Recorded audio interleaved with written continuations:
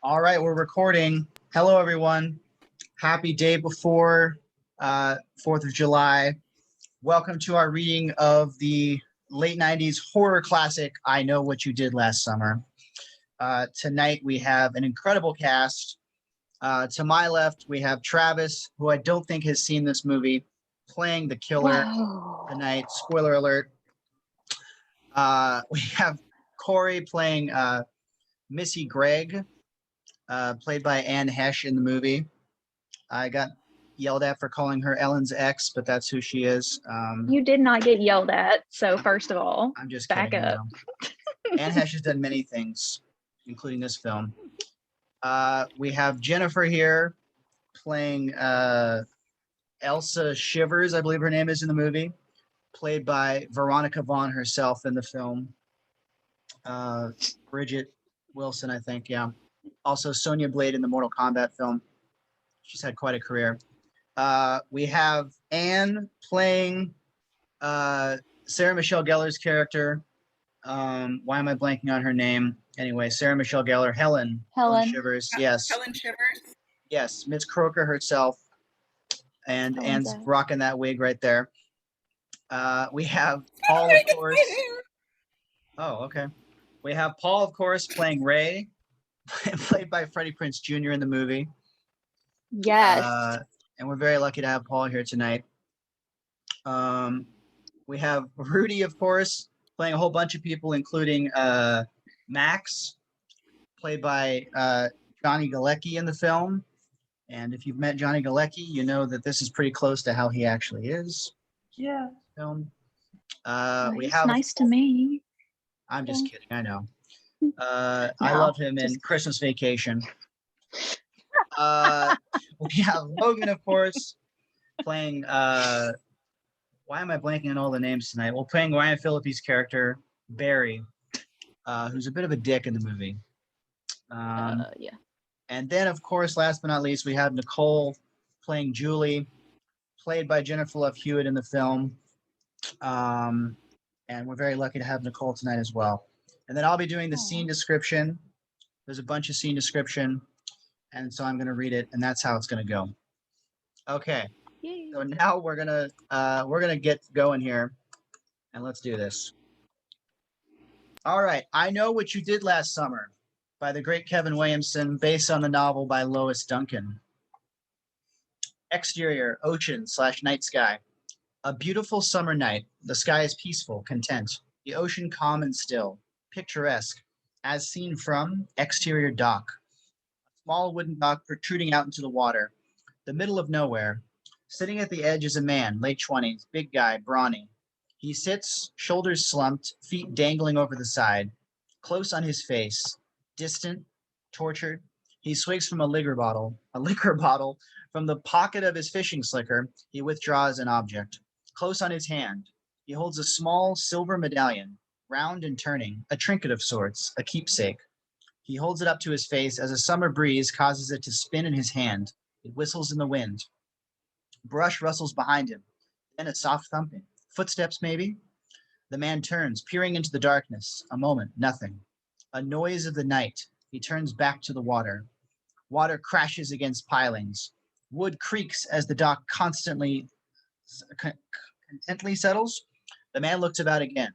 It's time staggering to his feet when suddenly fireworks explode in the distance, illuminating the sky, interrupting the night. He looks up to the sky, his face reflecting the spray of color. As we cut to exterior Southport establishing, another explosion of fireworks. They light up the sky above the small coastal town of Southport, North Carolina, a tiny community pocketed on a harbor. Crowds of people cheer from the boardwalk that runs along the water. Music blares from a local band. Exterior Main Street, same. A huge banner draped over the street reads, Southport celebrates the 47th annual 4th of July Croker Festival. The camera breezes through the crowds as people dance and parade in the street with huge, colorful fish atop their heads, elaborate hats shaped like croaker fish, a small-scale Mardi Gras-like celebration. The camera dead ends at a building. The sign in front reads Town Hall. How about a hand for our finalists? Smash cut to interior Town Hall, same.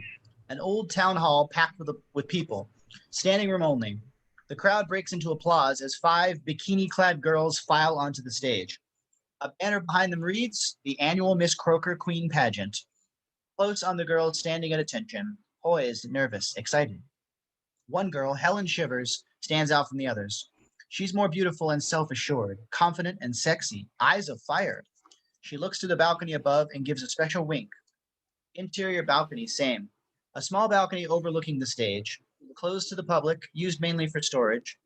3 teens, however, stand at the rail watching the pageant, out of sight from below. Close on Julie James, 17, pretty with a clever face and piercing eyes. She carries herself with a determined, intense energy, a girl going somewhere. God, look at her. She was born for this. She's talking to Ray Bronson, 17, a tall and lanky guy, cute with glasses, studious with a mischievous grin permanently attached to his face. I had no idea her breasts were so ample. She jabs him. Next to Ray is Barry Cox, 17, athletic and perfectly handsome with that all-American quarterback class president appeal. A bit cocky. He likes his tough guy image. He does these exercises that pump him up. Julie stares them down. Guys, I'm on sexist overload as it is. Kill the commentary. Back on stage, the master of ceremonies, a big burly man, the town mayor no doubt, stands next to Helen. It's the final round, that moment when they ask that big, self-serving, life-affirming question. In the spirit of Mother Teresa, what will be your contribution to your community and the world at large? Helen takes the microphone from him, steps forward, and addresses the audience with confident certainty. April 25th. It's the perfect date, just kidding. Well, Bob, at Summer's End, I plan to move to New York City where I'll pursue a serious acting career. It is my goal to entertain the world through artistic expression. Through art, I shall serve my country. Up in the balcony, her friends listen. Did you feed her this shit? Julie shrugs and grins. Maybe she did, maybe she didn't. Work it, babe. Man, they're eating it up. She is incredible. Interior stage later. And this year's Croaker Queen is... The final contestants stand in frenzied anticipation as the MC opens the envelope. Miss Helen Shivers. Thunderous applause fills the town hall. Up in the balcony, Julie, Ray, and Barry nearly leap from the rail in excitement, hooting, hollering, and cheering her on. Back on stage, a diamond tiara is placed atop Helen's head by last year's outgoing Croaker Queen, as a red satin sash is draped around her nearly naked body. She's handed a glittering scepter, and it's official. Helen Shivers is Miss Croaker Queen 1997. She's all tears.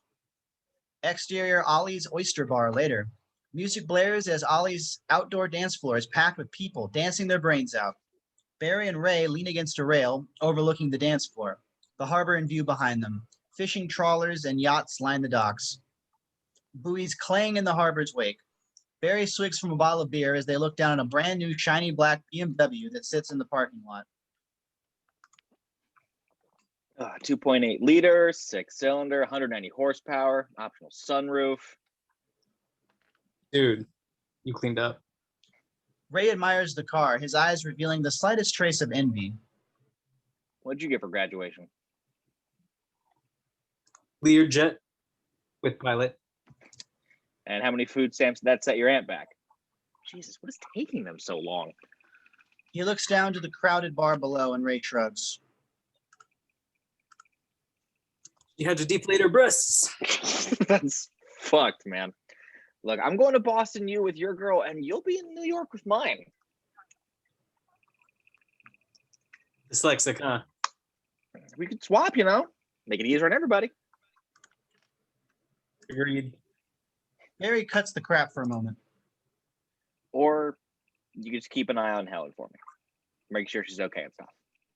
Ray eyes him. The guy's earnest. I'll tell you what. You keep an eye on Julie, and I'll cover Helen. A moment between friends. Barry thumps Ray's forehead, an act of love. You're okay, you know that? When you first came here, I had my doubts, but you turned out all right.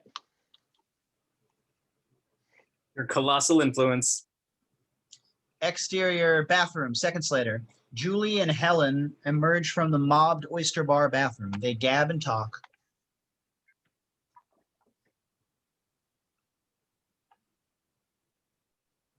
Helen, we can't hear How's you. my Sorry. hair? How's my hair? Hurricane proof. Hey, it's all about the hair. Don't you forget that, especially when you become some big hotshot lawyer. Those professional women types think it's all about brains and ability and completely ignore the do. Dues. Vital. Got it. From the crowd emerges a frumpy woman in her 20s. She wears glasses and an attitude. This is Elsa. She accosts Helen. Damn it, George. Ugh, you're riding with me. I'm going. Tell Mom I'll be home late. A hulk of a guy approaches with an apron and tray. This is Max, 19, a tad shady and none too bright. Hey, Julie. I brought you a shooter on the house. Thanks, Max. But I have this mental block. I can't get past this line. On Helen and Elsa. Is little Miss Croker getting sauteed tonight? Oh, a twit with a wit. Eat me, Helen. Elsa storms off as Barry and Ray are seen coming down the stairs towards them. Back on Julie and Max. Can I take you out sometime before you leave? Like a bon voyage thing? I don't know, Max. She smiles at him sweetly. She looks to Helen, who rolls her eyes. Come on. We've been friends since forever. You can't just leave without a farewell. What do you say? Suddenly, Barry appears, snatching the shooter off of Max's tray and proposing a toast. He's getting happy-faced. Toast to us, to our last summer of immature adolescent decadence. Barry slams the oyster back.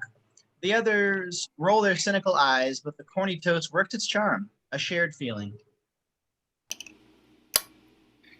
Somebody's buzzed. Max listens to all of this, not taking his eyes off Julie. He's got a crush. Suddenly, Barry shoves him off, surprising him, sending him reeling. Chumby, take a hike. Max recovers instantly and dives for Barry. Ray intercepts, throwing himself between the two. Easy. Easy. Play nice, boys. Max is ready to pounce, but he adheres to Julie's request. Barry goes for him again. Ray holds him at bay. Stop it, Bear. They're just friends. Come on, Bear. This is tired. Barry eases up. He realizes other people have taken notice. He backpedals. Hey, Ray, just taking care of your girl is agreed. Thanks, buddy. Now let's blow. Yeah, let's beam down to Dawson's Beach. Little joyride. Dawson's Beach. Yeah. Helen leads Barry off as Max casts deadly eyes. Julie smiles apologetically as they turn and leave. Exterior road, minutes later. A long, deserted road. The ocean sparkles in the distance under a brightly lit moon. The BMW makes its way, weaving from side to side. Helen stands, sticking out of the sunroof. She waves her scepter into the air, performing.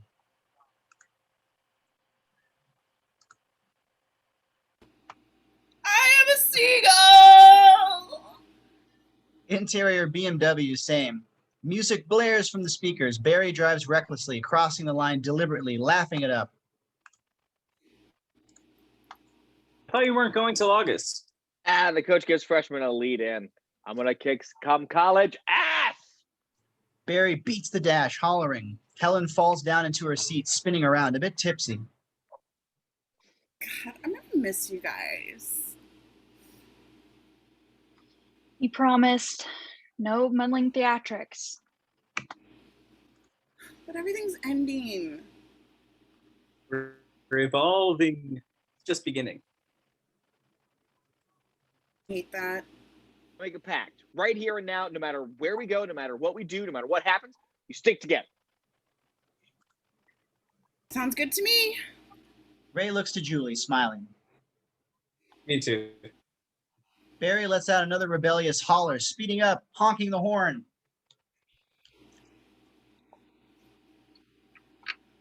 Slow down, Bear. You're gonna be picking up highway trash. Helen giggles as Barry speeds up faster. Through the windshield, a curve appears. Jesus, Reaper's Curve, slow down! Julie hits him in the shoulder. Barry's having a blast. He speeds up even faster. Helen's loving it too. She sways from side to side. Prepare to die! Soap opera crash! Helen throws her arms up dramatically, emitting a shrill, fake scream. Julie and Ray scream for real. At the last possible moment, Barry hits the brakes. They cut to exterior road, same, as the car skids around the curve, completely out of control. It swerves off the road, coming to an ultra-smooth stop, just short of going over the railing and into the water below. Exterior dock, same. The dock sits below on a jetty. Headlights stream off the edge of the cliff as a man's figure stares up at the road above. From his hand, the medallion dangles in the wind. Cut to interior car, same. Dead silence. Julie and Ray are frozen stiff. Barry takes a swig of Jim Beam, eyeing them in the mirror. You guys should get out more. You asshole. Julie is livid. Okay. We're all right. Who's the asshole? You got in the car with a drunk driver. You know better than Miss. I got a scholarship being so smart. People die on this curve all the time. Thus the name, Reaper's Curve. Barry puts the car in gear, giving Helen a conspiratory wink.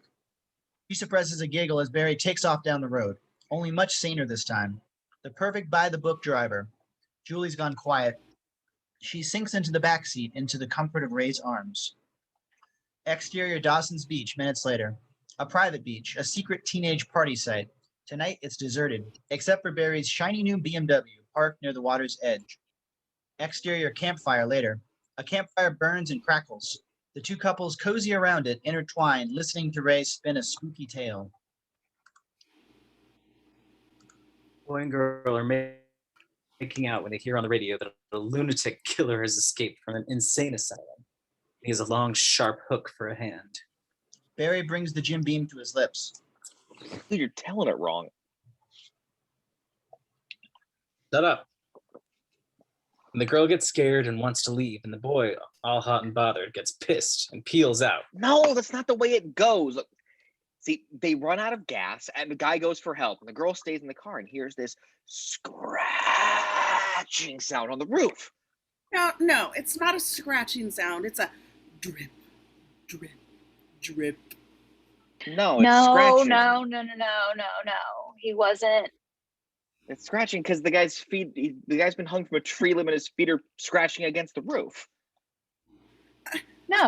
He's been decapitated, and the blood from his severed neck drips off the roof. Drip, drip, drip. No.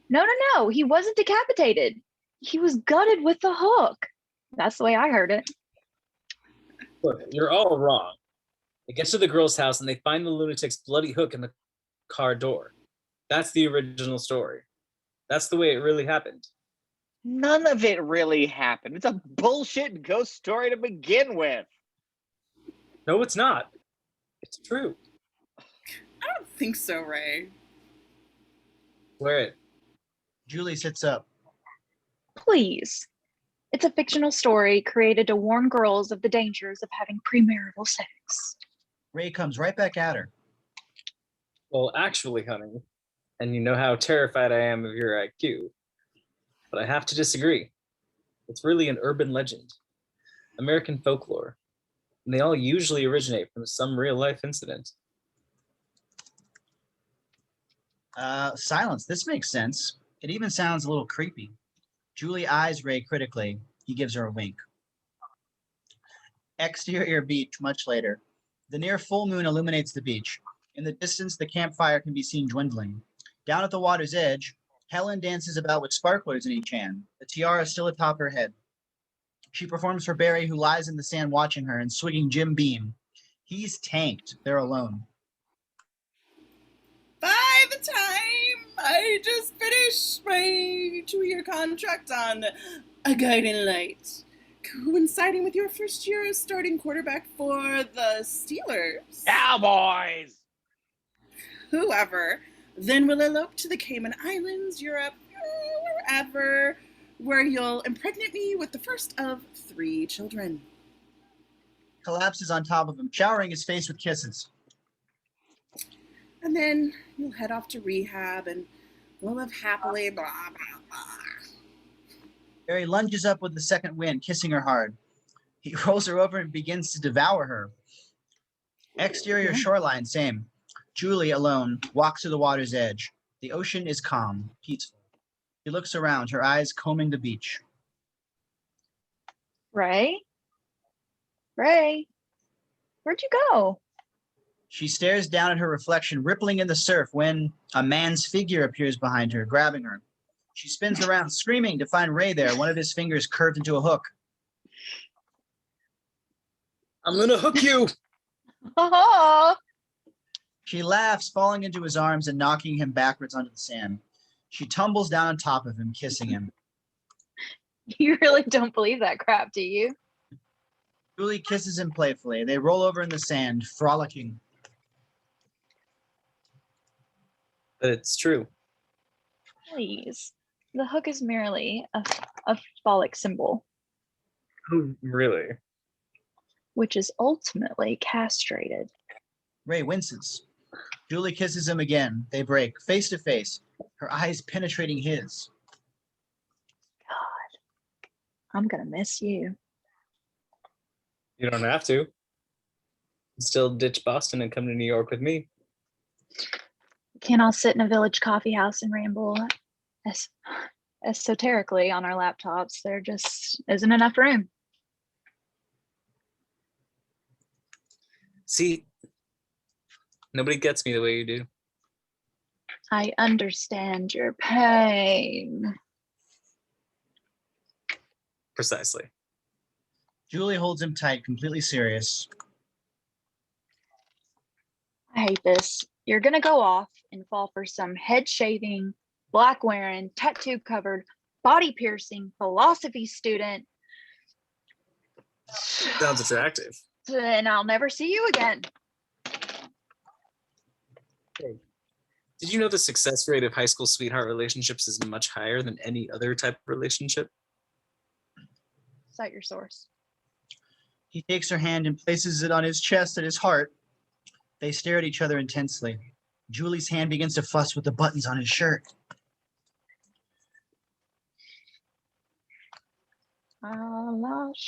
Take it off. Ray eyes her, surprised. Are you sure? She looks at him. Her eyes have never been so sure. They melt into each other's arms. Exterior beach later. It's late. The party is over. Helen is fighting a sloppy drunk Barry for his keys. There's no way he can drive. Give me the keys, Mammy. You're toast. Barry swings the air. Nobody drives my car but me. Oh, I know, baby, but the Kroger Queen has to get home now. Julie and Ray appear out of the darkness, arm in arm, blissful.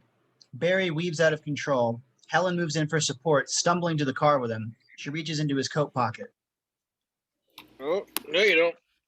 but she's too fast for him. She swipes his keys and tosses them to Ray, who nabs them. Barry turns on Ray. Give me my fucking keys. You're trash, pal. Come right in the back with me. I'll let you do things to me. Helen guides him to the car. Nobody drives my fucking car. You got that shit, Smear? Loud and clear. Get in the car.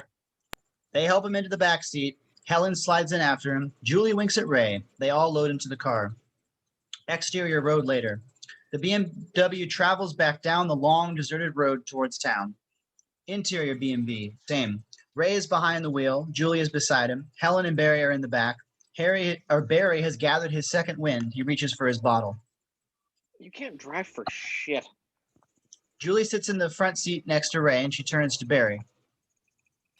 Can you say alcoholic? Barry opens the sunroof and stands up, sticking out of it. Hey, Don't do that. Exterior BMW, same. Barry protrudes from the sunroof, guzzling his Jim Beam. Barry, come back inside. Barry, in his fun-loving stupor, pulls a Roman candle from his jacket and lights it. He holds it, aiming ahead of him, balls of color shooting out into the night. He looks ahead, having a blast. Oh no! Reaper's curve! Interior BMW, the same. Ray maneuvers around the curve and Barry staggers above, dropping the Jim Beam. The bottle falls down into the car, hitting Ray's shoulder, sending it spewing forth all over the car. No, Barry! Splashes Julie, the dashboard, the seats. Julie and Ray both reach for the spewing bottle when Watch out! Ray looks up through the windshield. Something's in the middle of the road. Something big, indistinguishable. Bam! The BMW smashes into it, sending it up and over the car. On the roof, it slams into Barry, knocking him back. Inside the car, Helen grabs hold of Barry's legs, holding onto him, as Ray pulls the wheel sharply, sending the car spinning. Exterior road. Barry is plastered to the roof of the car, holding on for dear life, as the car spins wildly several times before coming to a jerking halt. Interior BMW. Barry falls down into the back seat, his face terrified, blood streaked across it, a moment of dead silence. Jesus fuck shit! What's that? I don't know. Is everybody okay? I think it was an animal. Helen sees Barry's bloody face. She screams. You're bleeding. Barry wipes at it, sobering up fast, realizing.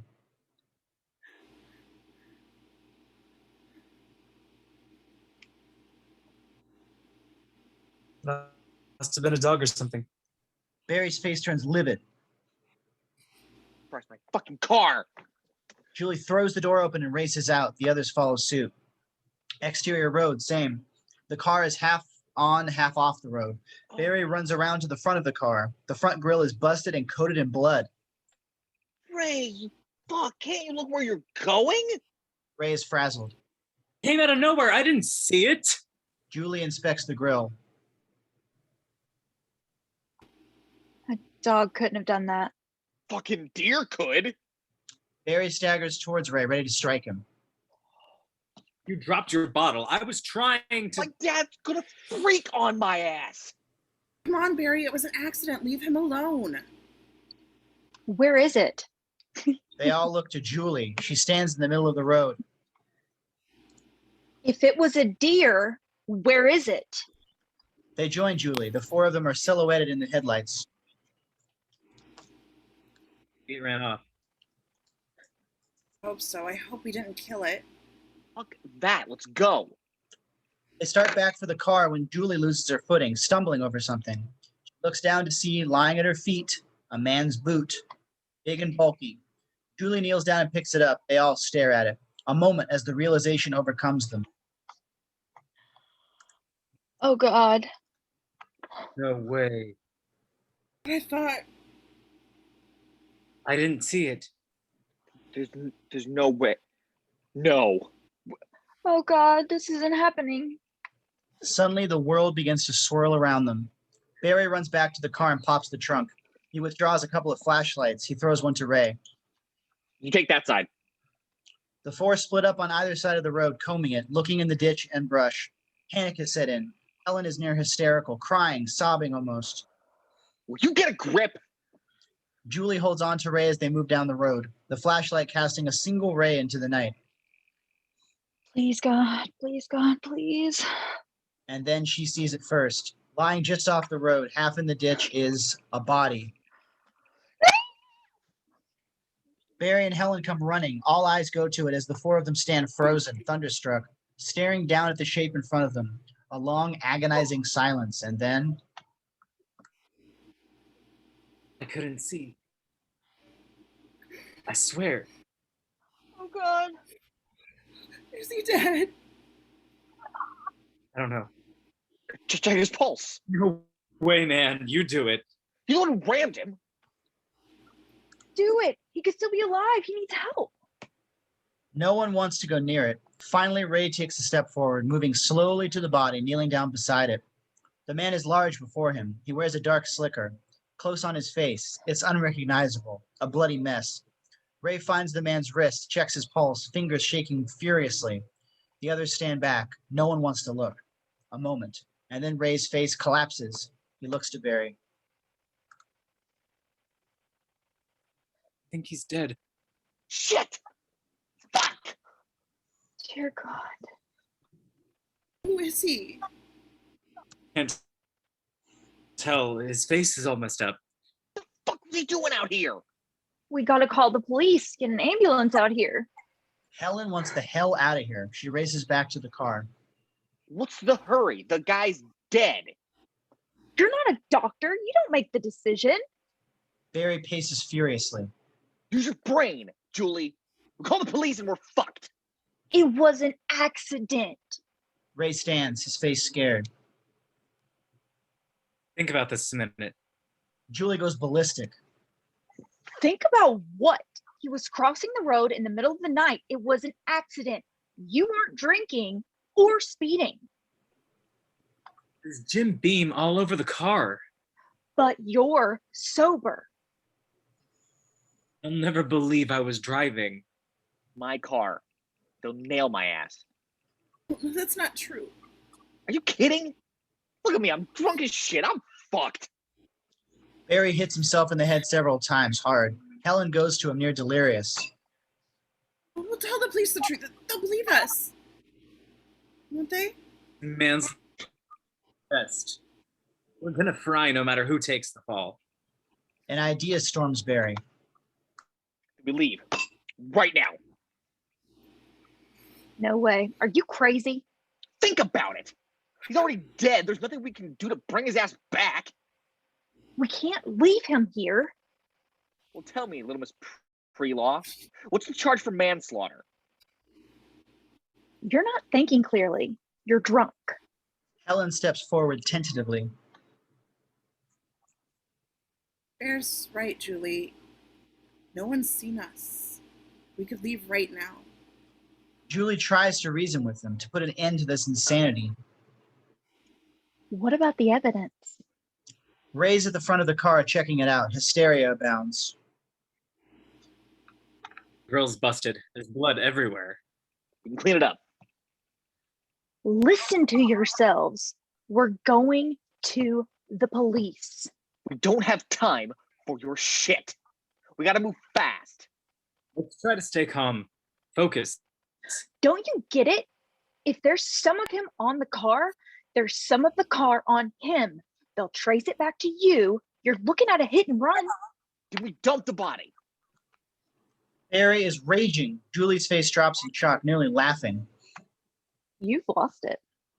Helen pipes in, her face tear-streaked. Let's just pretend we're never here. Drag him to the water and dump him in. They wouldn't find him for weeks. By that time, all the evidence would be washed away. If they found him at all. The currents are strong. The undertow could carry him out to sea. Julie stares Ray down, disgusted he's even considering this. I won't be any part of it. Helen moves to the car. Ray approaches Julie, his voice soft and serious. I'm scared, Julie. I'm not like the rest of you. I don't have the family or money to pull me out of this. Please. Barry stands over the body, his flashlight casting an eerie glow on him. Your future, Julie. Think about it. College, your scholarship. He's already dead. If we go to the police, we're dead too. This gives Julie pause. He's gotten to her. Suddenly in the distance, on the road, headlights appear. Fuck! What do we do? Right, give me a hand. Barry and Ray, like teamwork, grab the body and drag it completely off the road. The headlights come closer. Julie squints to see an old pickup making its way to them. They get the body to the side of the road.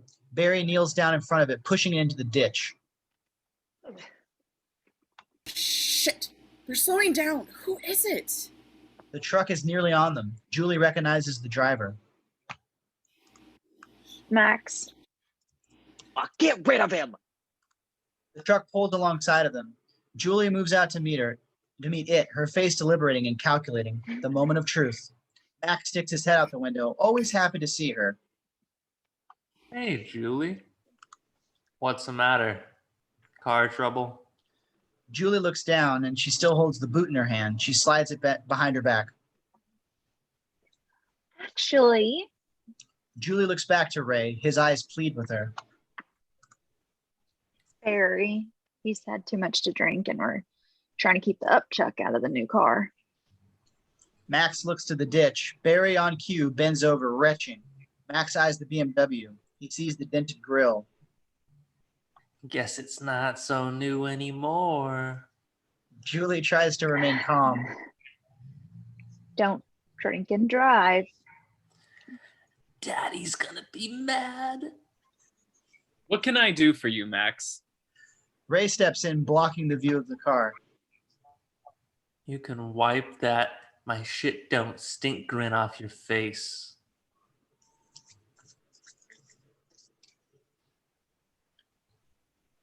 Okay, Max. Will do. Have a good night. You almost got that rich boy act down, Ray. I'll be seeing you, Max. Oh, yeah. See you, Julie.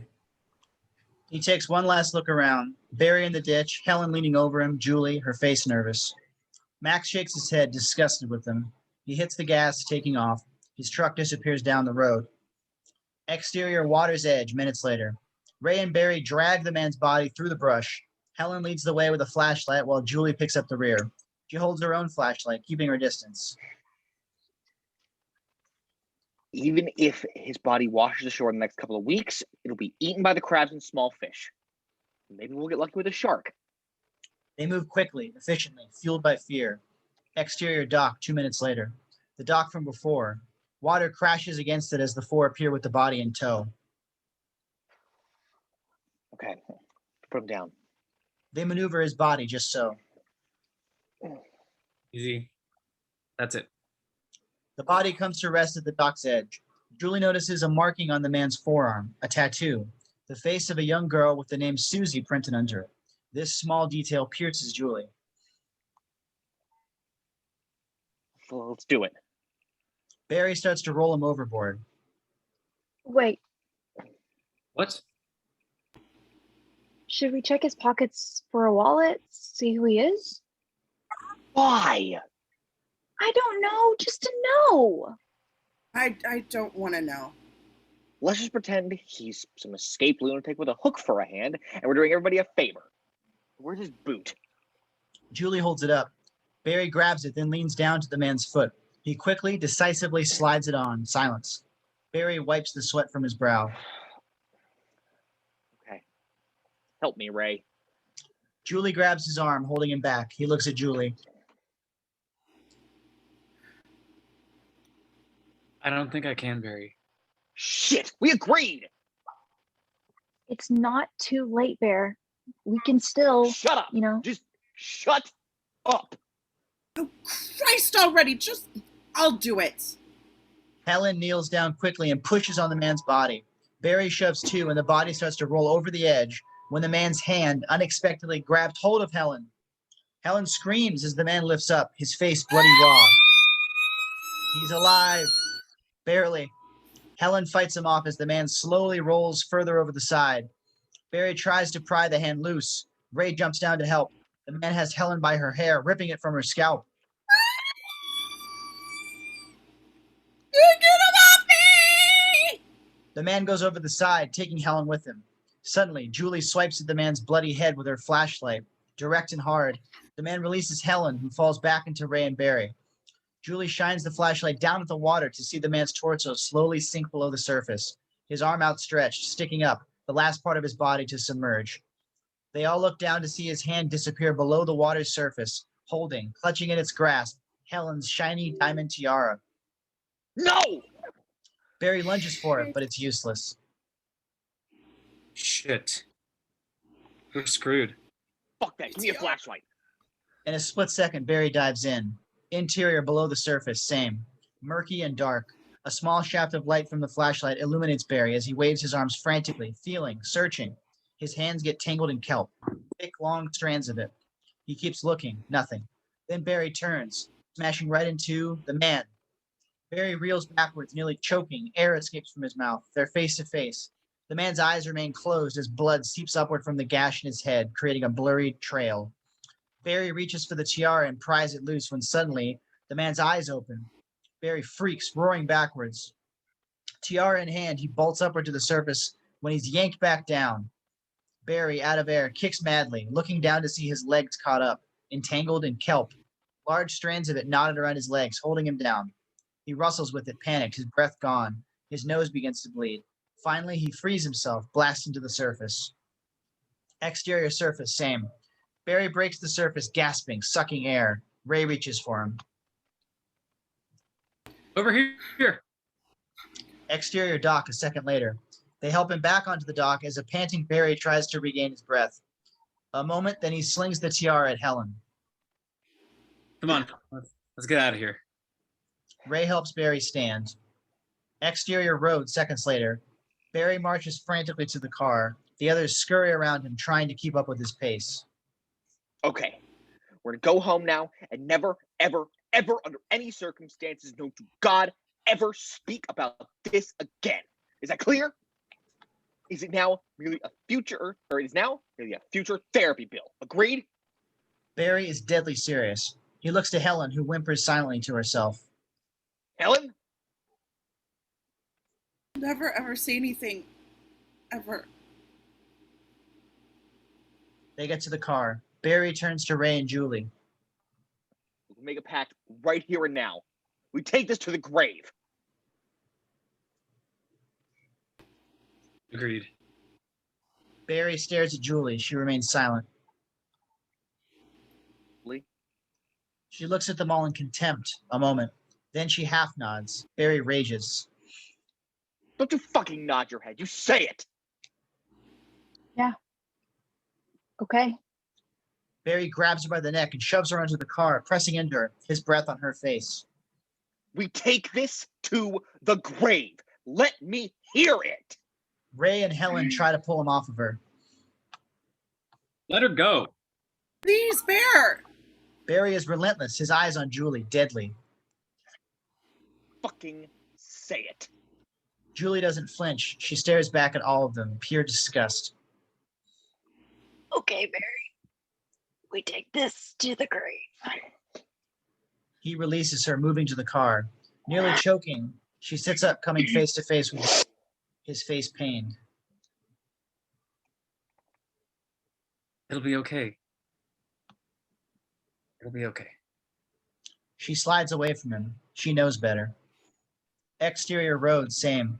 The car drives off into the night, hanging on a shrub in the ditch by the side of the road, a small object, a trinket of sorts, illuminated in the fading taillights. A tiny metal medallion, coated in blood, spinning, whistling in the wind. Fade out. Exterior Boston University, morning. The East Coast campus in all its splendor. Green grass and blue skies abound. Title card, 1 year later. Interior dorm room, morning. A typical girl's dorm room. Drab walls, industrial strength furniture. A suitcase sits on the edge of the bed, packed and ready. At a desk against the wall sits a girl at her computer. Back to, she appears frail and thin. Her hands rest on the keypad, unmoving. Yo, time to go. This stirs the girl from her trance. She turns toward the camera to reveal a face that, to put it mildly, has seen better days. Sunken eyes, pale skin, stringy hair. It takes a moment to register. This is Julie. Deb enters, the same age, bubbly, full of energy, a direct contrast. Move your tired, ugly ass. We're late. Julie moves to her suitcase sluggishly. Not going. I changed my mind. Get your white as death, chalky corpse in the tercel now. Don't make me. Rag on, bitch. I'm driving 2 hours out of my way to dump your ass, and you bitch. Girl, you're going home for the summer, and you're going to get a tan, that pasty pale tail of yours. Julie manages a smile. Interior car, midday. Deb sits behind the wheel. Her head bops to the music that blares from speakers, far too energized. Julie sits in the passenger side, Leaning against the window, her face pressed against the glass, somber. Almost there. Just a few more miles. Angle through the window. They move around a sharp curve. In the distance, the familiar old dock is seen jetting out over the water. On Julie, her face pained, tormented. Exterior sidewalk, late afternoon. Julie stands on the sidewalk, staring at the modest middle-class house in front of her. A long moment. She doesn't move. Interior Julie's house, minutes later. A nice house, simple and subdued. The front door opens and Julie enters with her bag. Is that you, Julie? Julie winces at her mother's voice. The kitchen door bursts open and Julie's mother, Mrs. James, appears. Mid-40s and well-preserved, smart and youthful. She's genuinely excited to see her daughter, but her excited face falls the instant she lays eyes on the barely recognizable Julie.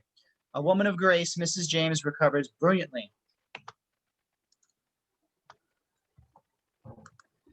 Welcome home, dear. She grabs Julie, hugging her hard, holding back tears. I missed you. Julie squeezes her mother back, relaxing for a moment in the comfort and safety of her arms. Interior dining room later. Julie and her mom sit at the dinner table. Julie eats quietly while her mom rambles on nervously. How's the snapper? I wanted monk. Wow, she monk, really. But it's been a bad season. Fishing isn't what it used to be. Are you on drugs? Julie swallows. What? I was trying to surprise you. I wanted an honest reaction. No, Mom. No drugs. Mrs. James stands and carries their plates to the kitchen. Then what's wrong? You look like death. Yeah, well, I had a rough year. Julie stands and moves to the living room. Interior living room, same. Julie moves to a bookshelf. It looks like a shrine to Julie. Framed pictures, newspaper clippings, trophies, and other items that illustrate what an overachieving, scholarship-winning, all-around perfect girl Julie once was. One picture in particular leaps out at Julie. Her with her arms wrapped tight around an older man with a kind face, her father. Julie shuts her eyes. Mrs. James appears from the kitchen. She holds an envelope in her hand. She lays it on the coffee table. You have some mail. A letter came today. No report card, though. That came last week. Uh-oh. Julie turns to her, immediately on the defense. Look, Mom, I know it looks bad, but summer session went really well. It would have to, dear, because according to the dean of BU, Boston University, you have only one more chance. It's not that serious, really. What happened to my daughter? You go away. You don't call or visit. Mrs. James points to the bookshelf. What happened to this girl? This isn't what your father and I wanted for you. If you need help, let's get it. Julie nods reluctantly, giving in. It's all she knows to do. I'll make an appointment. Pamela recommends a woman downtown. Julie nods again. Mrs. James returns to the kitchen, leaving Julie alone. She eyes the letter on the table and picks it up. Close on the letter. There's no return address. Julie opens it, pulls out a single sheet of paper, unfolds it, reads it, and almost loses her dinner. Her knees buckle, her legs give way. She grabs the table for support, her face horrified.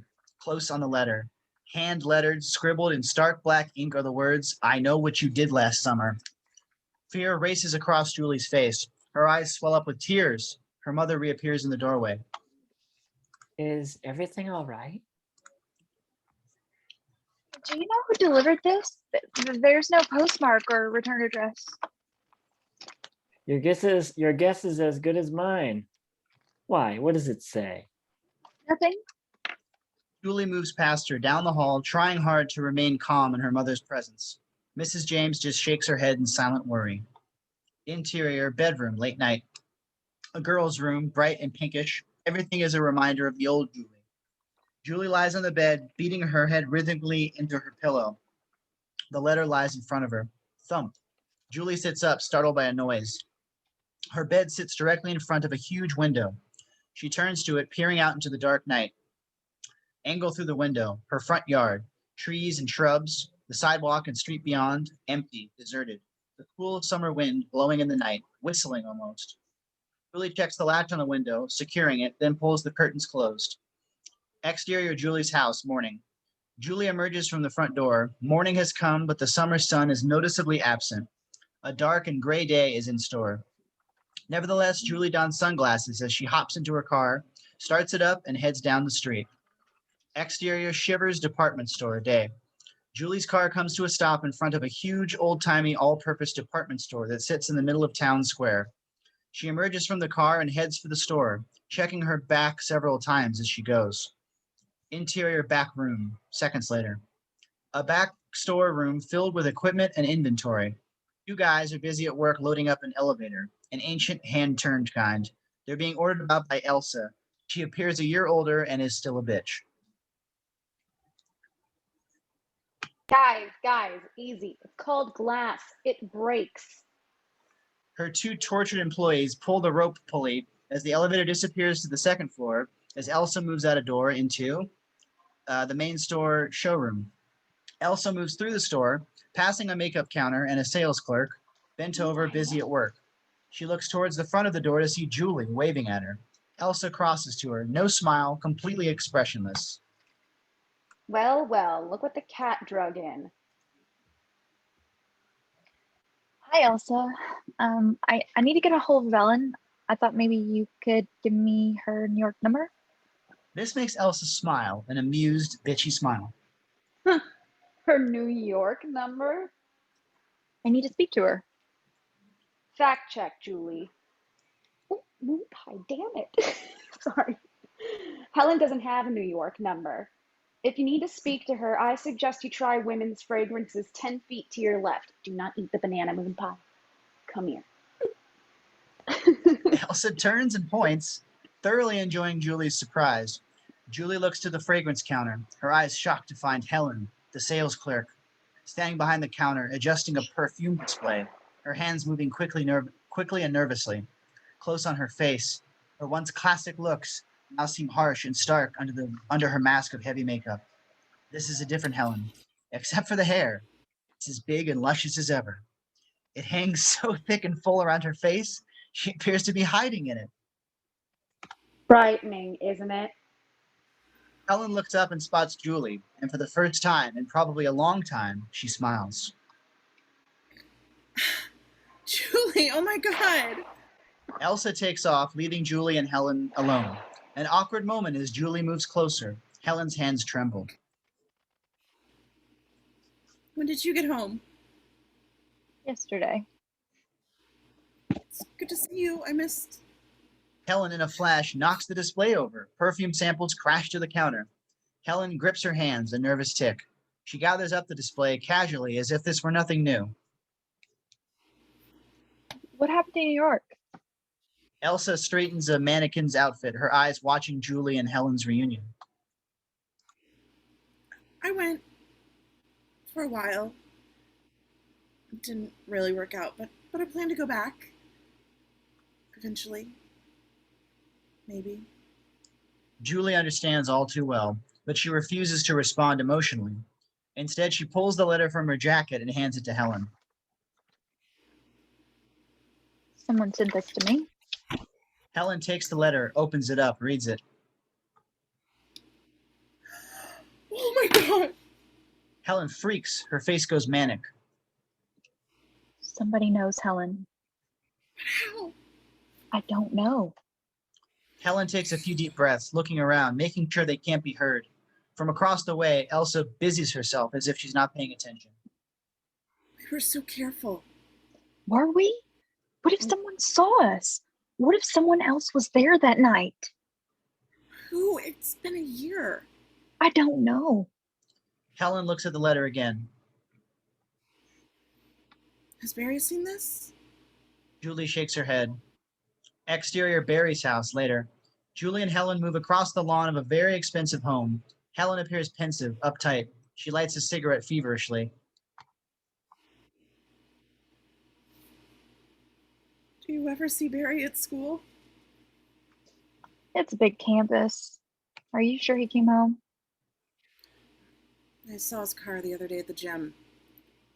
Did you guys break? What are you doing? What are you two doing here? Julie and Helen look up to find Barry staring down at them from the house's upper deck. He looks 1 year older, but solid, fit, and as handsome as ever. No scars apparent.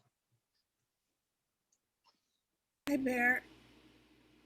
Exterior upper deck, 2 minutes later. A large open deck adorned with expensive patio furniture. The open sea stretches out beyond it. Barry has read the letter. He shoves it back at Julie. So, So someone knows. keep it down. Through a glass door, Barry's mother can be seen tinkering inside the house. An elegant woman, very proper. Barry pushes the door closed. What are we gonna do? Nothing. This is nothing. I know what you did last summer. Ooh, what a crock of shit. We need help. I'll say. People should look in the mirror. You look like shit got run over twice. You're a prick. Barry is taken aback by Helen's fire. We can't just ignore it. Come on, Julie. How do you know it's even related? You did a lot of things last summer. Only one murder comes to mind. Barry nearly leaps at her. This guy's a ticking bomb. You shut the fuck up. We didn't murder anyone. He was still alive when we dumped him in the water.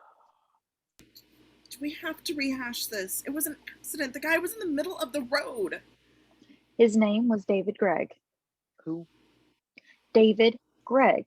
He was found 3 weeks after his body was caught in the scallop net not far from Miller's Dock. It was in the paper. The police called it an accidental drowning.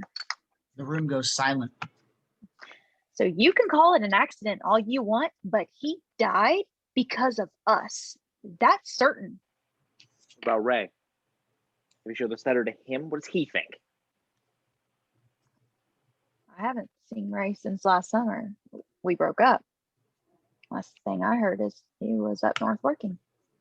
Barry's getting really annoyed by all of this. Okay, let's suppose somebody else was there that night. Why send a letter 1 year later? It's probably just a crack fucking around. Then it dawns on them at the same time. Barry and Julie's eyes meet. They're thinking the same thing. Max. You think? Who else? He was there. Exterior boardwalk, midday. Julie, Helen, and Barry walk the boardwalk to the harbor. The town is crowded, lots of tourists. A banner hangs over Main Street. It reads, "Welcome to the 48th annual 4th of July Croaker Festival." They come to Ollie's Oyster Bar. You wait here. What are you gonna do? Be cool. I know what I'm doing. Barry enters the bar. Julie and Helen stare at each other. In the pub, it's almost empty. It's still early, just the regulars saddled up next to the bar. Barry marches in determined. He looks to the man behind the bar, a round man with a big belly. Hey, Ollie. Max around? Hey, Mar, what do you know? The ice house out back. Barry nods, moving out a side door. Exterior back of Ollie's pub, same. Barry moves down a hallway or walkway that leads to a small set of buildings that sit on the water. A motor cranks loudly from atop one of them. This is the ice house. Fishermen and workers go about their day. Max is loading crates of crabs onto a dolly when he spots Barry. Go figure. I was just saying to myself, what's up with Barry Cox? Hey, Max. Can we talk a sec? In private? Max is baffled. He looks around. A couple of fishermen stand on the dock yards away. This ain't private enough? Barry heads into the ice house. He motions to Max. Curious, Max follows. Interior ice cooler, same. A large space, blocks of ice everywhere. Hanging along one wall are several large steel hooks for wrangling the ice. Bam! Max's head crashes against a block of ice. A severe shove from Barry. Jesus! What the? Barry rages, throwing his weight against Max, holding him down. Grabbing a hook from the wall, he forces it against Max's face. Look, you shit. We got your little letter. What are you talking about? Get off me! Don't fuck with me. You saw us that night. What the fuck? Jesus, man! What are you on? Barry presses the hook into Max's face. It's pointed in, pricking Max's cheek. Small drop of blood blossoms. I'm gonna say this once. I'll fucking kill your ass. I got no problem with that. Understand? Get the fuck off me. Understand. All right, man, let up. Barry has unnerved Max. He relinquishes. He has no choice. Barry releases him, walking out of the cooler, tossing the hook to the floor. He brushes by a couple of fishermen who look up to see what the commotion is. Max stumbles to his feet. He grabs the hook off the floor, swinging it through the air angrily. Motherfucker. He stumbles out of the ice cooler. Barry is gone. The place is empty. Shh. A soft, high-pitched sound envelops the room, a whistling. Max looks around unnerved. Test me, motherfucker. I'll call the police on your college quarterback ass. A sound from behind causes Max to spin around. Standing in the doorway that leads to the dock is a fisherman, silhouetted against the light, his hooded slicker pulled down, hiding his face. A familiar medallion dangles from his hand. Max eases up, recognizing him. Jesus, man. You scared the shit out of me.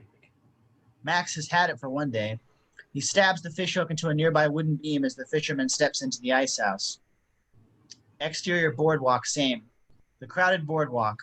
Julie and Helen try to keep up with Barry's hurried pace. Did he admit to the letter? He won't bother you anymore. What did you do? I took care of it. How? Barry stops and turns to Julie. I scared the shit out of him, okay? Julie appears the skeptic when a tall, towering figure appears behind her. Well, I'll be damned. Julie spins around to find Ray standing behind her. He wears a green fisherman's slicker. His face appears older, rougher. His demeanor is quiet, eyes intense. The transition from boy to man has been made. His appearance almost takes her breath away. Ray? Hi. I didn't know you were back in town. Just a few days. An awkward silence. They're all four together again. No one knows what to say. Finally, So Ray grew up to be a fisherman, huh? Almost a year now. Work on that blue one over there. Julie only half looks at the big trawler he points at in the harbor. Ray's presence has unnerved her. It's nice. I'm out of here, guys. Have a nice life. Barry shoves off. He's not interested in any reunion. Ray looks to Julie timidly. Got a minute? Helen gets the hint. She begs off.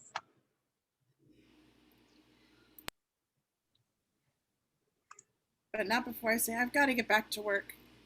Call me, Julie. We'll get together. Okay, sure. A moment, both knowing it'll never happen. Helen saunters off, leaving Julie and Ray alone.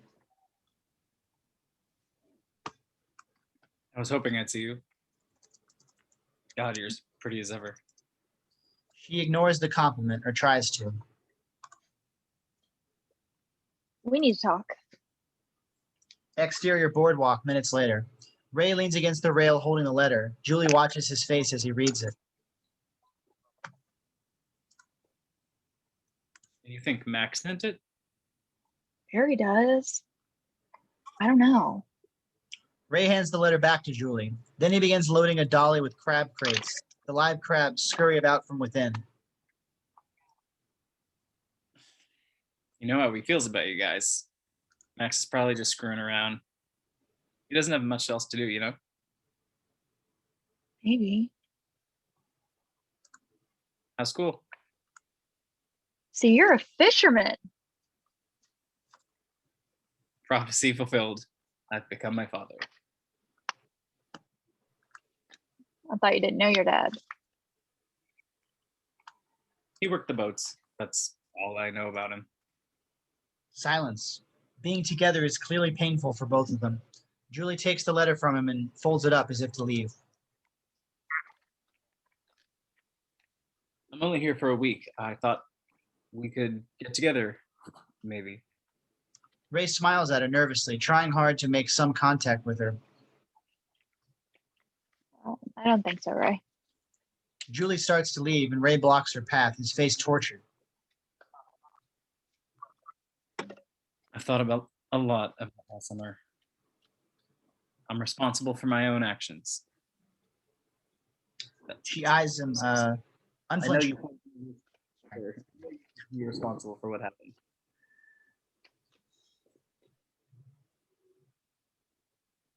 We can't hear you, Julie. Oh, my Ring camera went off. Sorry about that. I don't hold you responsible. I'm responsible for my own actions. I don't blame you, Ray, but I don't want to know you either. With that said, she pushes by him, marching off into the crowded street. Exterior gym minutes later. An old structure down by the water. At one time, it served as a fishing plant that now has been converted into the local gym. Barry's BMW pulls into the gym parking lot. Still shiny and new looking. It sports a new grill. He hops out with his bag, hits the remote lock, and heads inside. He pockets his keys in the high school Letterman jacket he still wears. Exterior workout floor minutes later. A spacious outdoor workout area that overlooks the water. Free weights and circuit machines everywhere. It's late and the gym is deserted. Barry, now in workout clothes, is at the bench press in the middle of a set. He pumps it out in a mad rage almost, a release for his anger. Interior locker room later. Barry stands at an open locker, his Letterman jacket hanging prominently inside with his other things. A sweaty Barry undresses when he hears a rustling behind him. He turns. Hello? There's no one there. He moves around a row of lockers. The place seems completely empty. He lets it go. Interior showers a minute later. Barry stands nude under the shower, steam rising around him. Suddenly, a shadow moves along the wall. Barry sees it and turns quickly. Hello? No one's there. Interior locker room a minute later. Barry walks to his locker, drying himself with a towel. He looks to his locker to find a small picture shoved in its door, a Polaroid. He rips it off, curious. Close on the picture. It's a snapshot of his BMW parked in the gym parking lot. He turns it over. Scribbled on the back are the words, "I know." What the? He turns quickly and races through the locker room looking for whoever left this for him, his anger mounting. He searches the locker room row after row, but there's no one there. He returns to his locker. The door is open. His Letterman jacket is now gone.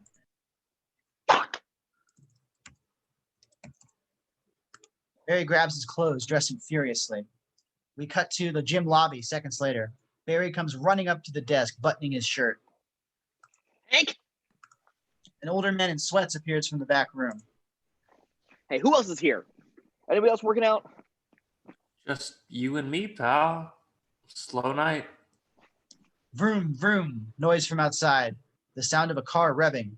Barry recognizes it instantly. He tears for the door. Exterior parking lot, night, same. Barry comes barreling out of the gym doors, stopping dead in his tracks to find an empty parking lot. His car is gone. Motherfucker. Vroom, vroom. Barry looks up to find, halfway up the road, 50 yards away, sits his car. Barry's face is riddled and pissed. He moves to it hurriedly. He gets within 20 feet of the BMW when the headlights flick on, shining in Barry's face. He strains to see who's behind the wheel, but the headlights are too blinding. Max? You're dead, man. Just then, the car starts up, revving again. Suddenly, the car guns backwards, in reverse, down the road towards Main Street, a deserted fish house, surrounded by an old boatyard. The car careens backwards, deep into the dock area, leading, luring Barry. Barry is directly in front of the car when he hears the gears shift. In a split second, the car accelerates forward right at him. Barry bolts, moving around a fish boat that sits up on a dry dock. He slips through the pilings, just missing being rammed into the boat. Feet pounding, Barry charges for the boardwalk, trying desperately to outrun the car as it speeds towards him. He crosses over to the boardwalk, but the BMW doesn't flinch. It torpedoes towards him. Barry comes to a dead end. Crab pots stacked in front of an old billboard. He looks about, sizing up his options. The BMW hits the brakes, reverses, and spins the car around sharply so that it faces Barry head on. Barry's trapped. The car idles as if egging him on, daring him to make a run for it. Barry tries to make out who's driving, but it's too dark. All he can see is a shape. The car revs. Barry, scared shitless, must make a decision. He makes a run for it, but the car has him. It hits the gas, plowing into him, sending him crashing through the crab pots, into the billboard, through it, and onto the boardwalk beyond. Exterior boardwalk, same. Barry lays still on the boardwalk, shattered glass everywhere, his body unmoving. Close on Barry's face, terrified but somehow conscious. A piece of glass stuck in the cheek below his left eye. He squirms, wiggles, tries to free himself, but it's useless. His legs are trapped by the grill of the car. Barry, near tears, lifts himself up, looking towards the car. He tries to get up, but fails, collapsing, falling face down onto the boardwalk. Suddenly, he hears the car door squeak open.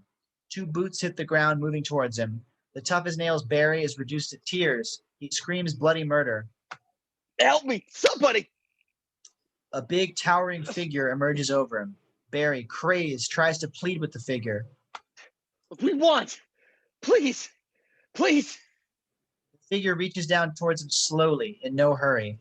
Barry cranks his head to look up at the figure, but headlights blind him. Look, I'm sorry, but I didn't mean to. The figure is upon him, quickly, swiftly, grabbing him by the hair, wrenching his head back. The last image Barry sees is that of shattered glass and the reflection of a figure magnified many times over, his face hidden by a slicker. Blackout. Interior hospital room, morning. Barry lies in a hospital bed, alive, heavily bandaged with a large cast on his arm. He's sleeping more peacefully than he has a right to. Barry's mother, stern and proper, is nearby, along with her husband, an older version of Barry. They listen to a young doctor explain his condition. The doctor speaks in a whisper. He apparently tried to kill himself. The police pulled him from his car. He rammed it head on into a storefront. His arm was shattered in 7 places. Christ. Is there anything you can do? That's his throwing arm. I'm more concerned with your son's mental health than I am with his football career, Mr. Cox. Of course, doctor. Mrs. Cox throws cold eyes at her husband. Interior hospital corridor, same. Elevator doors open and Julie steps out, immediately spotting a policeman standing at the nurse's station. Suddenly, a hand grabs her shoulder. Julie spins around, nearly leaping from her skin. It's Helen and Ray. What happened? Interior hospital room later. Barry is very much awake. He lies in bed restless and pissed. Julie and Helen are on either side of him. Ray is on the phone. Emotions are high. No, for the 40th fucking time, I couldn't see his face. Ray hangs up the phone, turning to the others. Max didn't show up for work today. It wasn't Max. How can you be sure? You didn't see his face.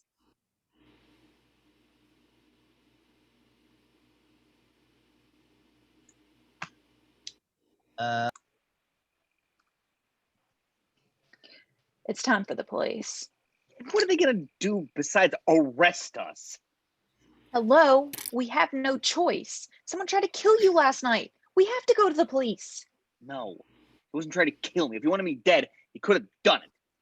He was fucking with us. I lost my place. I apologize. Who is? I don't know. Some kind of slicker. That narrows it down. This being a quaint little fishing village and all.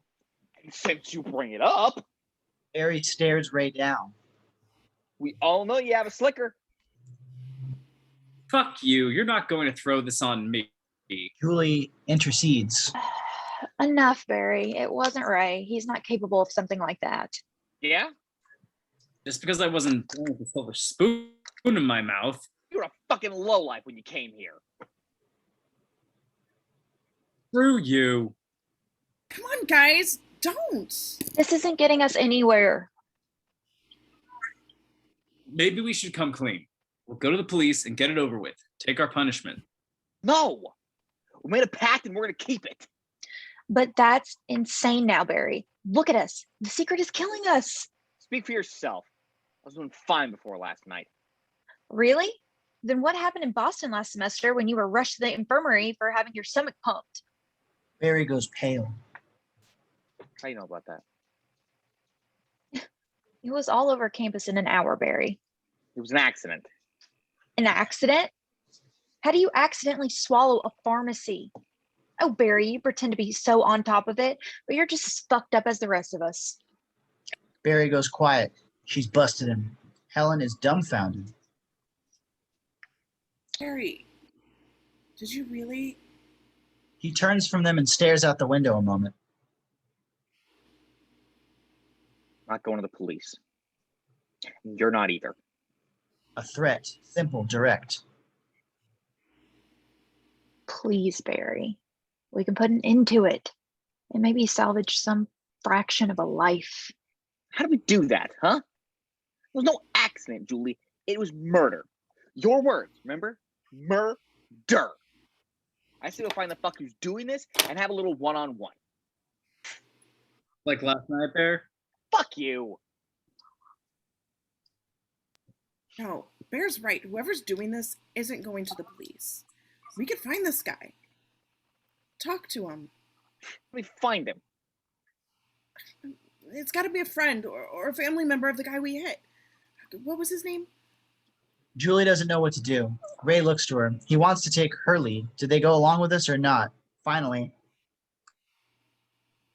David Gregg. Right, David Gregg. Well, start. interior hospital corridor minutes later. Julie, Ray, and Helen exit the hospital. I don't think we should give up on Max. It could still be him. He's a loose screw. Then find him, Ray. Prove Barry wrong. That's what you want, isn't it? Ray stops at an old beat-up truck. Crab pots are stacked in the back. No, what I want is for you and me to... He cuts himself short, frustrated. This isn't the time or place. He opens the truck door and gets in. Ray, I want you to grasp something. There is no you and me. Julie turns and takes off across the parking lot before Ray can see the hurt that burns across her face. Helen, awkward, runs after her. Interior Julie's bedroom, later. Julie sits at her computer. Helen stands over her shoulder. I can access the local library online. I think we can cross-reference and pull up all we need to know. Greg, David. She hits enter. The monitor screen flashes, searching, searching. A moment, and then David Gregg's name appears several times. All these articles are about David Gregg. Or at least mention him. It'll pull up anything with his name. They pull the first one up. The headline reads, Bobcats score big. Huh. He played football. Defense. Moving on, July 5th, 2 years ago. What's this? She reads a new article. The headline reads, Girl dead in car accident. Car crash. Susie Tilley dead. Drowns while trapped in car. Skids into reefs near Dawson's Beach. The driver, David Gregg, was unharmed. I remember that wreck 2 summers ago. Oh my God, that was him? Survived by Father Benjamin. Susie was engaged to David. They were going to be married.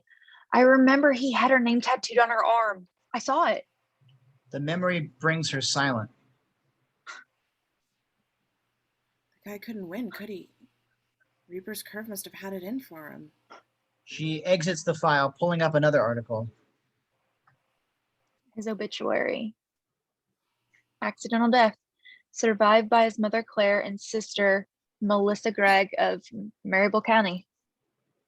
They live in the sticks. What do you think? What do we got to lose? Sorry. Exterior, country road, later. Julie's car makes its way down a long backwoods road. Interior car, same. Julie drives while Helen, puffing on a cigarette, reads directions from a little piece of paper. Turn left. Where? Back there. Julie hits the brakes and backs the car up a good quarter of a mile, then makes the turn. Okay, what exactly is the plan? Are we just gonna ring the doorbell and say, we killed your son and we're in the neighborhood, so... I thought we'd scope it out, play it by ear. I mean, do you think we should have some sort of plan? Angela Lansbury always had a plan. Julie brakes, slowing down. Angled through the windshield, a tattered mailbox. Greg is hand painted across it. It sits in front of a once beautiful, expansive home, but neglect has taken its toll. The yard is overgrown, the house dull and run down. It's all alone in the countryside.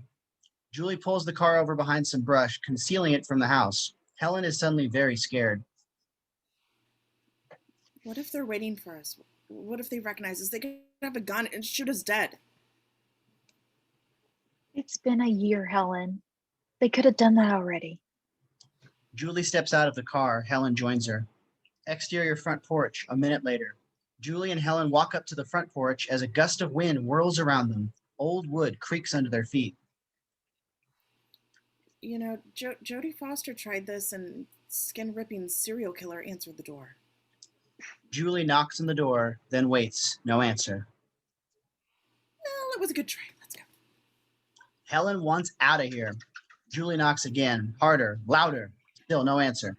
Julie goes to a side window and wipes away dust. Adding breaking and entering to our crime spree? Julie and Helen peer in. Through the dusty glass, a shadow is reflected behind them. They both jump, spinning around to find Missy Gregg, a young girl not much older than them, a bit timid, guarded. She carries a clothes basket, her face cautious. Can I help you? Hi. Our car stalled down the road and we were hoping we could use your phone. Laura, what in the world are you doing out here? We took a wrong turn.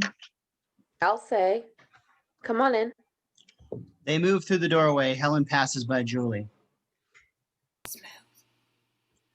Interior Gregg house, same.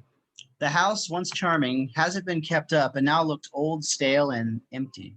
The living room is void of furniture. Helen eyes Julie. Strange. Missy leads them to the kitchen, same. An old kitchen, big and cluttered, the heart of the house. Phone's right there. Thanks. Jody, will you call AAA? Helen stands still a moment as Julie stares at her, eyes motioning. Finally, she gets it. Got it, Angela. Julie looks around the less than modest kitchen. Water drips from leaky pipes. Her eyes zero in on cracking wallpaper. On the wall are a series of framed pictures, an assortment of old family photos. A mother, father, 2 kids, all smiling in happier times. This disturbs Julie deeply. My name's Missy Gregg. You girls from Maribel? Fulford's Point. I went to Fulford High. I knew you looked familiar. What year? Class of 92. We missed each other. I graduated later. But your name, Greg, it sounds familiar. Did you have a brother? Or? That was bold. Julie is determined. Nothing to lose. Missy instantly goes silent. Yes, David. But he was older than me. David Gregg. He sounds very familiar. What class was he? Class of 84, but he's dead now. Last July. I'm so sorry. Julie's not acting. She means this. Thank you. Do you live alone? Daddy passed away years ago, and Mom was up in Aurora in a home. She didn't take well to what happened to David. After he died, she was just never the same. This affects Julie and Helen both. They go silent. Helen hangs up the phone. They're on their way. I tell you what, you 2 girls have a seat. We'll have some iced tea while you wait. Thank you. That's nice of you. They take a seat at the kitchen table as Helen gets an idea. She eyes Julie, the actress in her coming alive. You know, I think I do remember David. Didn't he have a friend? Let's see. What was his name? Who? hung out with this guy. They were really close. I can't remember his name. It's something like, A long silence, but Missy doesn't take the bait. She just turns and stares at Helen. I don't know who you're talking about. I didn't know many of his friends.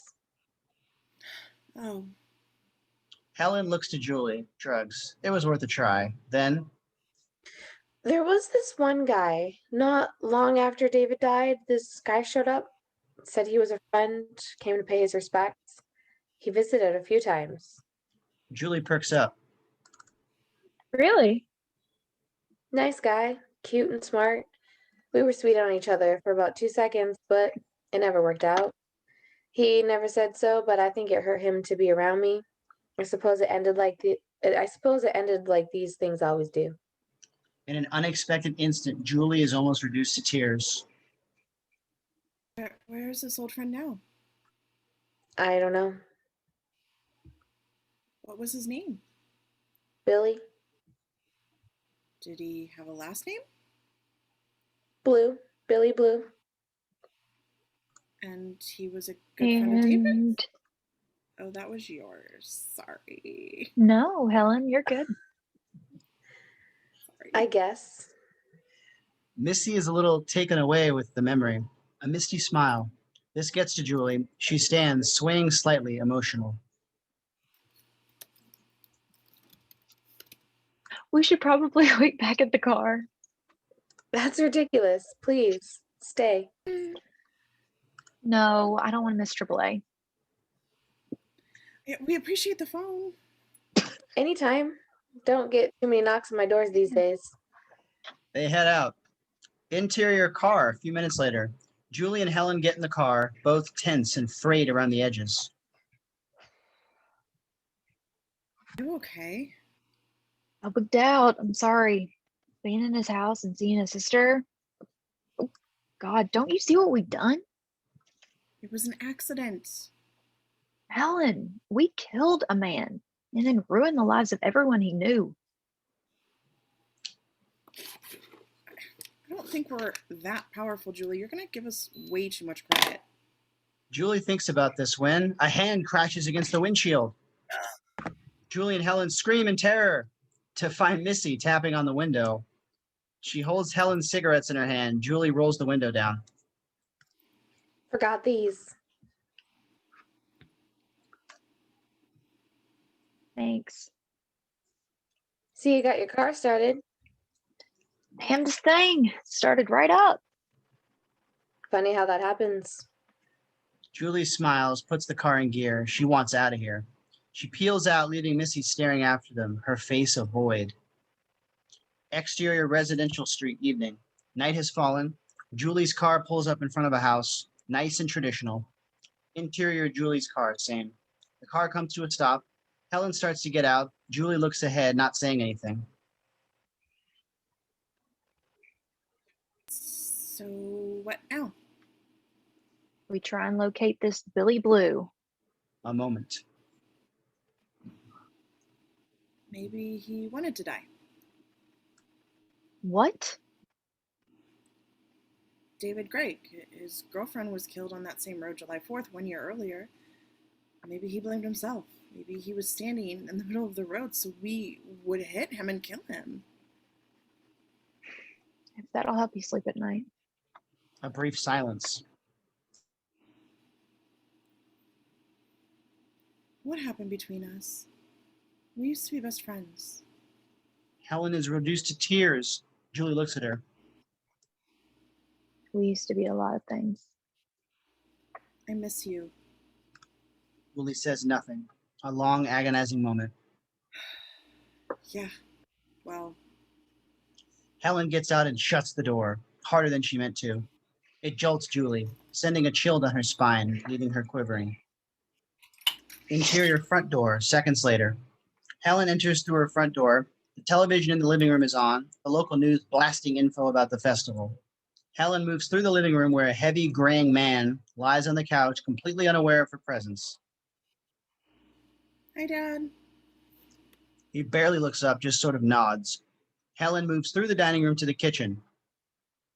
Interior kitchen, same.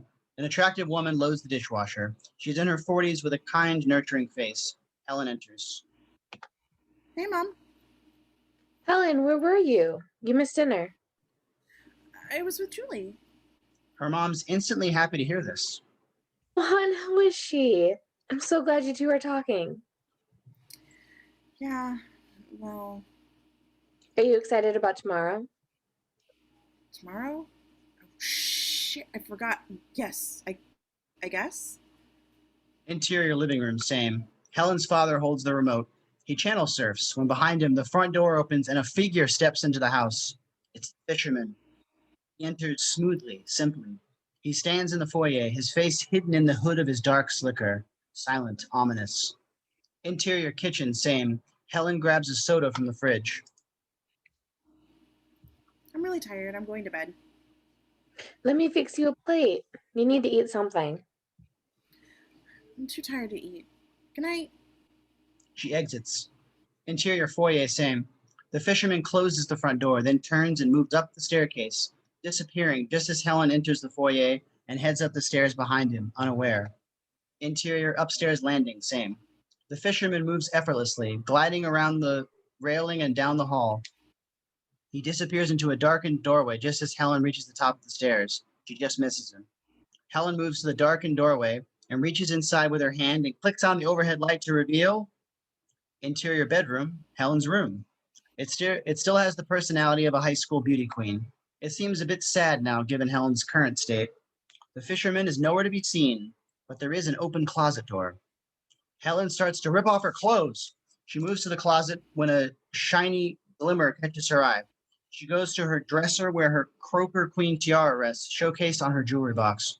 She picks it up and places it on her head. Helen stares at herself a moment. The memories. She yanks it off and throws it to the dresser when she sees reflected in the mirror a figure standing behind her. She screams madly, whipping around to find Elsa, her sister, standing in the open doorway, her nose upturned. Is the washed up, dried out has-been having a moment? What do you want? Helen moves to the closet and reaches in for her nightshirt, her arm stretching deep inside the closet. We're doing inventory. I need you in the store by 10 a.m. I can't. I'm in the parade tomorrow. Dad put me in charge of the store and I want you there by 10. Helen pulls her nightshirt over her head. The outgoing queen has to ride in the parade prior to the pageant. It's tradition. There's nothing I can do about it.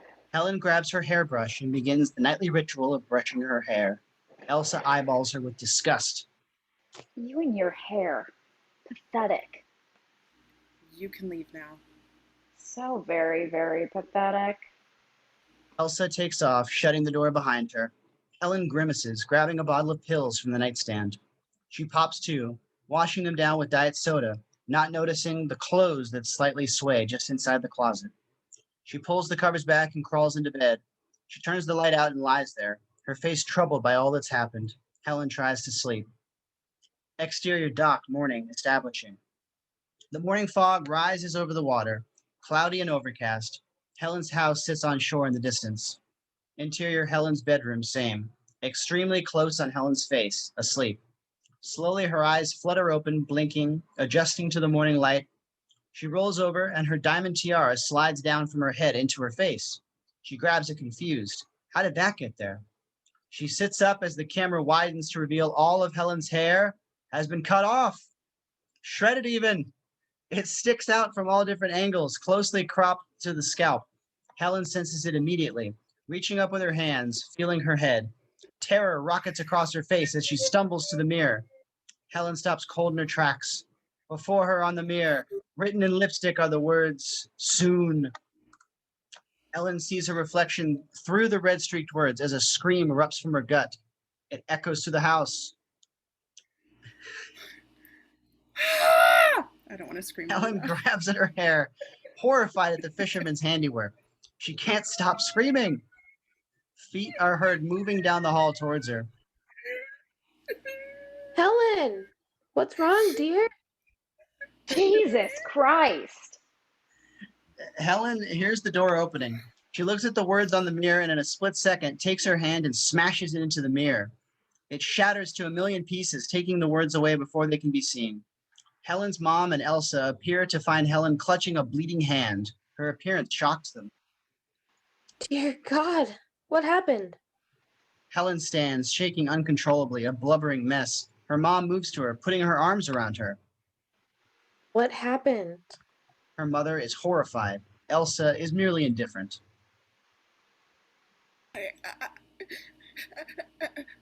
Helen, hysterical, has no idea what to say. Finally, Cut it.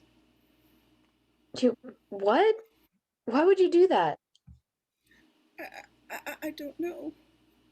Helen's mom guides her to the bed and holds her tenderly while she sobs. It's okay, dear. It's okay. I'm so scared.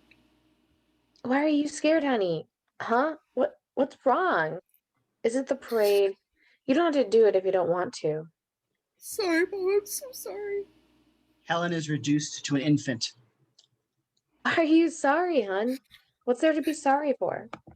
Helen catches herself. She holds back the truth. I'm sorry I cut my hair.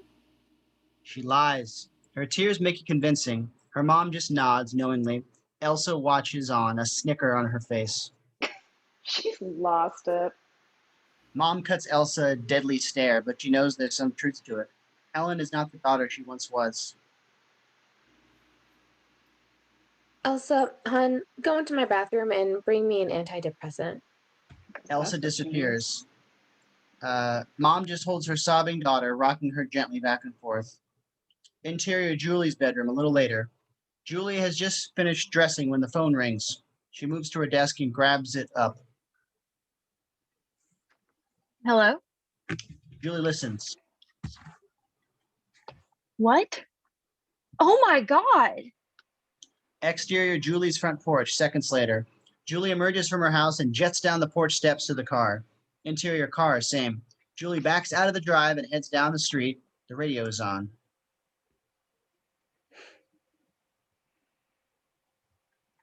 Button up, folks. It's going to be a cold and cloudy 4th of July as the weather. Julie clicks it off, way tense. Scruff, the slightest noise. Julie listens, convinced she heard something. Scratch. She did hear something. Behind her. She checks out the back seat through the rearview mirror. Nothing. Scruff. The noise is a slight scurrying sound. Confusing. She holds the wheel steady, throwing one arm over the seat, feeling into the back seat with her hand. Scratch. It's louder this time. Julie turns the corner and pulls over on the side of the road. She turns behind her and looks over the seat. It's completely empty. Scruff, what the? It sounds like tiny feet scurrying about within the car. Scruff, louder this time. It comes from the trunk. Julie reaches down and pulls the trunk release. Her face washed with fear. She opens the car door. Exterior car, same. Julie moves around the side of the car, reaches for the trunk, hesitates, dread slowly creeping over her face. She forces herself forward, throwing the trunk lid open to reveal Max, lying face up, pale and lifeless, very much dead. His body crawling with live sea crabs. Julie shrieks, stumbling back, horrified. The crabs, small ones, large ones, move about his ravaged body, claws out, nipping, pinching at it, feeding. The sight sickens her. She looks away, but not before seeing that his torso is wrapped in a Letterman jacket. Stitched in the upper chest is the name Barry. She nearly collapses when a crab, dangling from the roof of the trunk, falls down onto her. Julie freaks, brushing it off, just as a horn honks. Julie spins around to find a car passing by her. Julie reacts quickly and instinctively. She slams the trunk lid closed, then looks around to see if she's being watched. No sign of anyone. She turns and bolts down the street away from her car. Interior, Helen's bedroom, minutes later. Barry, bruised and bandaged, sits next to a sniffling Helen, comforting her. The door rips open, alarming them. They look up to see Julie, beyond panic. Exterior street, minutes later. Julie leads Helen and Barry down the street. Barry's arm is in a sling. Helen wears a baseball cap over her hair. They approach the car. Sure he was dead? Don't ask me that again. He was dead, okay? I saw him with these crabs. Julie's freaked. She moves inside the car and grabs the keys, then tosses them to Barry. You do it. They move around to the trunk. Barry unlocks it, ripping it open to reveal an empty trunk. Julie is mortified. Barry and Helen check the trunk out and then look back to Julie, suspicious. Don't even. He was there, damn it. Barry, he was wearing your jacket. Yeah, and where'd he go? Did the crabs carry him away? I swear to God. I believe you, Julie. Julie looks up and down the street. He took the body. He came and took the body. Why would he do that? I don't know, Barry. Why did he run you over? Why did he make coleslaw on Helen's head? He's fucking with us. Let's get out of here. He's here now. I know it. Barry tries to lead her down the street. Come on, Julie, let's go back in the house. Where's your jacket, Barry? Barry wrestles with his answer. He knows she's telling the truth. He says nothing. Don't you see? He's got us now. This is what he wants. We can't go to the police. Not now. He's made sure of that.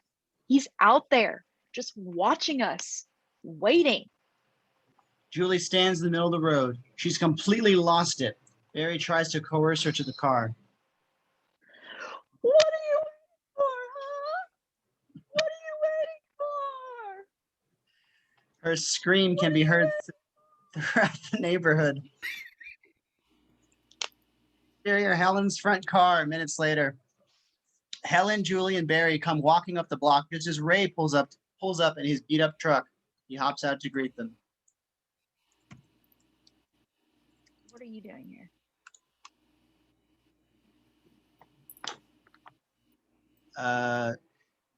Barry doesn't wait for an answer. He lunges for Ray, smashing into him. They tumble to the ground. You're gonna die. Julie jumps on top of them to intercede. She grabs Barry's arm, the one in the cast. He welches in pain. Stop it now.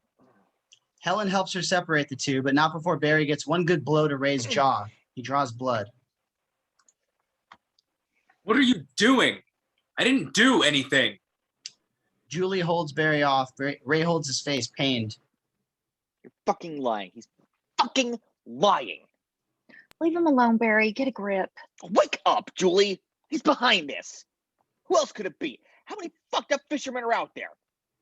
She looks at Ray, a shade of doubt on her face. He's after me too. I got a letter. He holds up a piece of paper. You got a letter. I get run over. Helen gets her hair chopped off. Julie gets a body in the trunk, and you get a letter. That's balanced.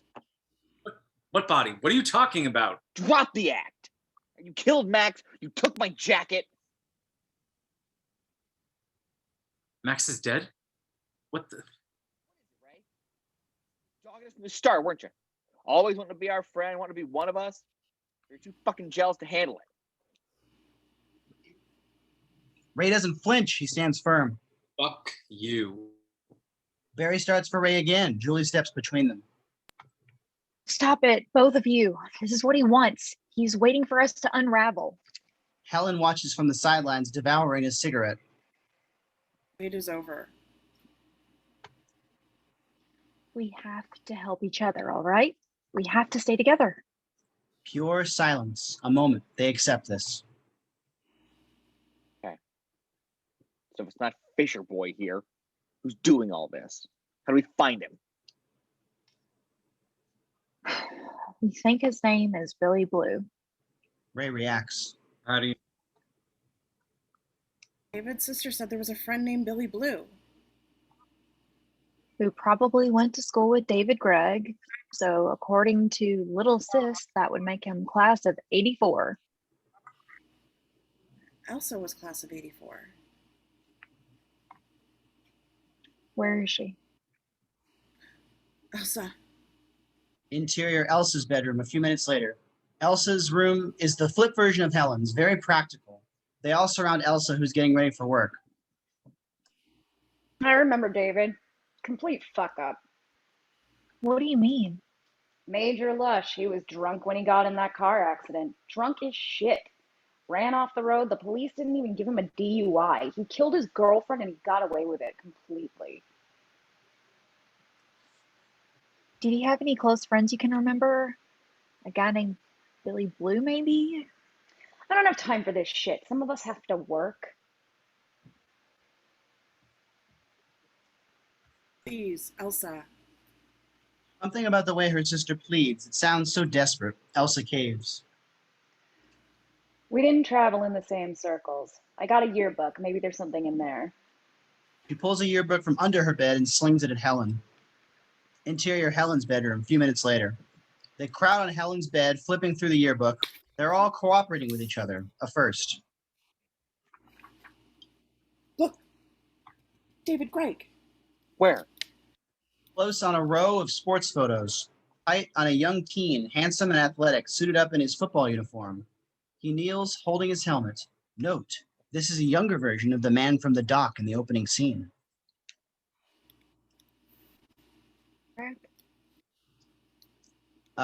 They all go silent, spellbound by his image. That's him, huh? Hard to believe that's the guy. Yeah, his face isn't splattered all off the road. Julie turns the page. We're looking for Billy. There's a lot of Billies, just no Blue. Maybe Blue's not his real name? That's right. Could have easily lied to Missy. We did. Maybe we should go to Missy again if she had this yearbook in front of her. She could point him out. Ray backs off. I'm not going anywhere. High school mugshots? This is insane. I'll go. You've got the parade today. Get it? No, you need to be there. He could show up. I don't want him to show up. He's already been in my house, whacked my hair. I've had about enough of him, thank you. This could be our chance. We could catch him. I'll go to Missy. Barry, you could go with Helen to the parade. Don't let her out of your sight. If he shows up, Pound his ass. Listen to yourselves. You sound like a bunch of vigilantes. Julie unleashes on Ray, her determination near frantic. it's July 4th, Ray. This is his day. Whatever he has planned is going to happen today unless we stop him. How? By killing him? Silence. They all stare at each other, the tension deadly. Finally, We have a right to protect ourselves.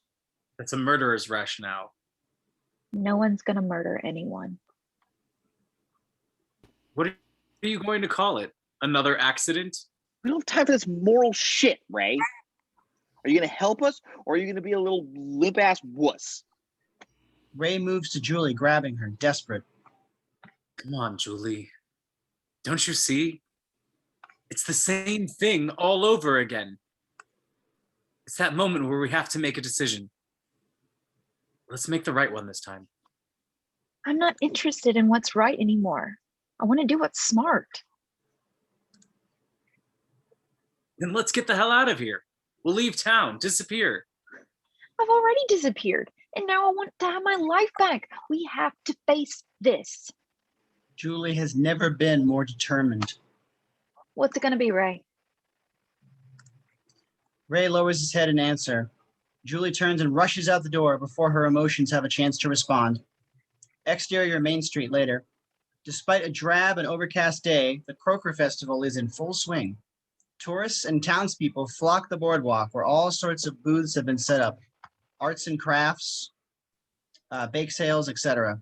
Main Street has been roped off and people have already started gathering, waiting for the parade. Exterior side street, same. On a side street, the parade lines up. Hometown floats of giant fish and shrimp and other sea life are pulled by decorated cars and trucks. The local high school band warms up. Helen leans against a float of huge, colorful seashells. She's barely recognizable. Her hair has been slicked back, makeup applied, her tiara in place. She looked striking, sexy even. Barry stands next to her. We're riding the truck. Signal if you see anything. I've never seen him. How will I? You'll know. Helen nods, very uptight, nervous. The Look at me. I look like shit. Everybody's going to see my hair. You lose the vanity. We have other concerns.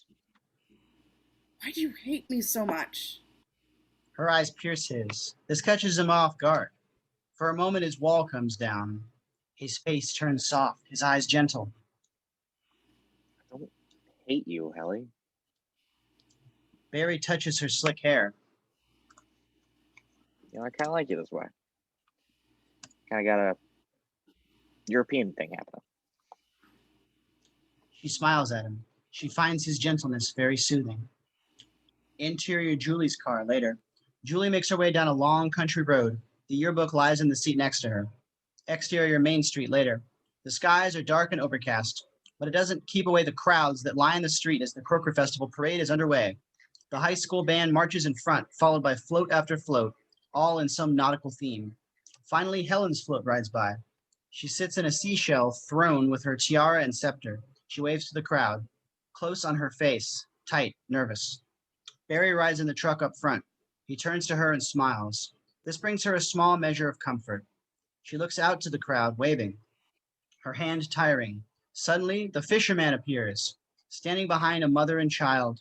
The fisherman wears the slicker's hood over his head, shielding his face from being seen. Helen's heart starts pounding. She waves frantically at Barry, whose head is turned away from her. Barry! Barry! The band, Barry! the crowds, the noise drowns her cries. The fisherman doesn't flinch. He just stands, watching silently, his body still. Finally, Barry turns around to see Helen motioning to him. She points to the crowd. Barry sees him instantly and bolts from the truck, pushing his way through the crowd. Helen loses Barry in the crowd. Angle through the crowd. Barry pushes and shoves his way through. He sees the fisherman walking away towards the boardwalk. He moves on him, coming up upon him, plowing into him. The fisherman goes down. His hood comes off to reveal an old man, thin and fragile, definitely not a threat to anyone. Please, please. Barry backs off immediately, realizing he's made a mistake. Yes, where is he? Exterior of the Greg's house, early evening. The sun has started to set over the Gregg house. It will be dark soon. Julie's car pulls up in the driveway and parks. Exterior backyard, a minute later. Julie moves around the side of the house. A dead raccoon carcass hangs tied upside from a nearby tree. Julie moves to the back door. She knocks on it, waits, no answer. Missy? Missy? Are you home? Julie is determined. She wastes no time. She tries the door. It's locked. She moves toward the screen kitchen door, looks through into the kitchen, not seeing the figure that appears from around the side of the house. Julie turns just in time to see a knife coming at her. She drops down, just missing it. It's Missy, knife in hand, ready to strike again, her face a mass of fear. Please, Missy, it's me. Remember car trouble the other day? What are you doing here? Please, I need to talk to you. Missy lowers the knife cautiously. Exterior parade, same. The parade takes a turn onto another street where a whole new crowd of spectators awaits. Helen loses sight of the fisherman and Barry. She continues to wave, going through the motions, very frightened, when suddenly she sees the fisherman standing up ahead in the crowd. She does a double take, but then on the other side of the street, she sees the fisherman. Wait a minute, but then she sees another. The float passes by the fisherman. He removes the hood from his head, his face young and sweet. He picks a child up and places him on his shoulders for a better view, father and son. Helen turns to the other fisherman. His face is also in view, an older man, graying. She looks up and down the street. Local fishermen are everywhere. This calms her a bit. Realizing this is a normal sight in a fishing town, she takes a deep, calming breath and exhales, but then sees another fisherman. This one stands alone with the hood over his head. He stands right on the street's edge, as close as you can get to the floats. She passes by him, waving, smiling. He pulls his hand from his coat pocket to reveal a large, shiny, curved object. Helen looks at it closely. It's a fish hook, sharp and deadly. It disappears back in his coat pocket, a very deliberate move. He was showing it to her, flaunting it. The float breezes right by him. Helen sits rigid in her seat, scared to move. She scans the crowd for Barry, sees him coming around the corner. Helen looks back to the fisherman, but He's gone. Exterior, back of the Greg's house minutes later. A small river runs down the back of the house. Next to it sits an old shed overflowing with furniture, boxes, and other stored items. Missy is busy at work skinning a raccoon. She is fast and focused with the knife in her hand. Julie sits across from her on a box, the open yearbook in her lap. I need you to find your brother's friend, Billy Blue. I need to talk to him. I was hoping you could just look through the book and... Why? What's all this about? Missy is very suspicious. Julie is at a loss. She doesn't know what to say. It's too crazy to explain, but it has to do with your brother on July 4th. What about it? Julie is unraveling. How much should she tell? She debates a second, then, fuck it. Look, what happened to your brother wasn't an accident. There was more to it than that. Missy looks at her simply. I know. Julie is dumbfounded. You know what? He killed himself. This catches Julie completely off guard. What? David wanted to die. He went up there to die that night. It's where Susie died. Everybody blamed him for Susie's death. He blamed himself. This throws Julie. She's disbelieving. But how do you know it was a suicide? He left a suicide note. Missy moves toward the shed to an old wooden box. She opens it, sifts through it, withdrawing a crumpled piece of paper. I had to keep it hidden. His insurance policy wouldn't pay if it was a suicide. Doesn't guess it matters anymore. The money's been spent. She hands the letter to Julie. Close on the letter, scrawled in very familiar writing, are the words, "I will never forget last summer." Julie inspects the letter carefully. She has seen this handwriting before. This isn't a suicide note. This is a death threat. What are you talking about? Julie begins to piece it together. Your brother didn't kill himself, Missy. I was there. I saw him. And whoever sent this letter was there too. You saw David? Where? Julie is nearly certifiable. He was crossing the road. And we hit him. But it was an accident. But my brother drowned. It was him, Missy. He had Susie tattooed on his arm. What are you talking about? My brother didn't have a tattoo. I saw it. It was on his right forearm. Julie is frantic. She's frightening Missy. My brother never had a tattoo. Look, I think you better leave. A realization overcomes Julie. But, oh my God. It wasn't your brother. In a flash, Julie turns and races off, leaving Missy's head swimming in confusion.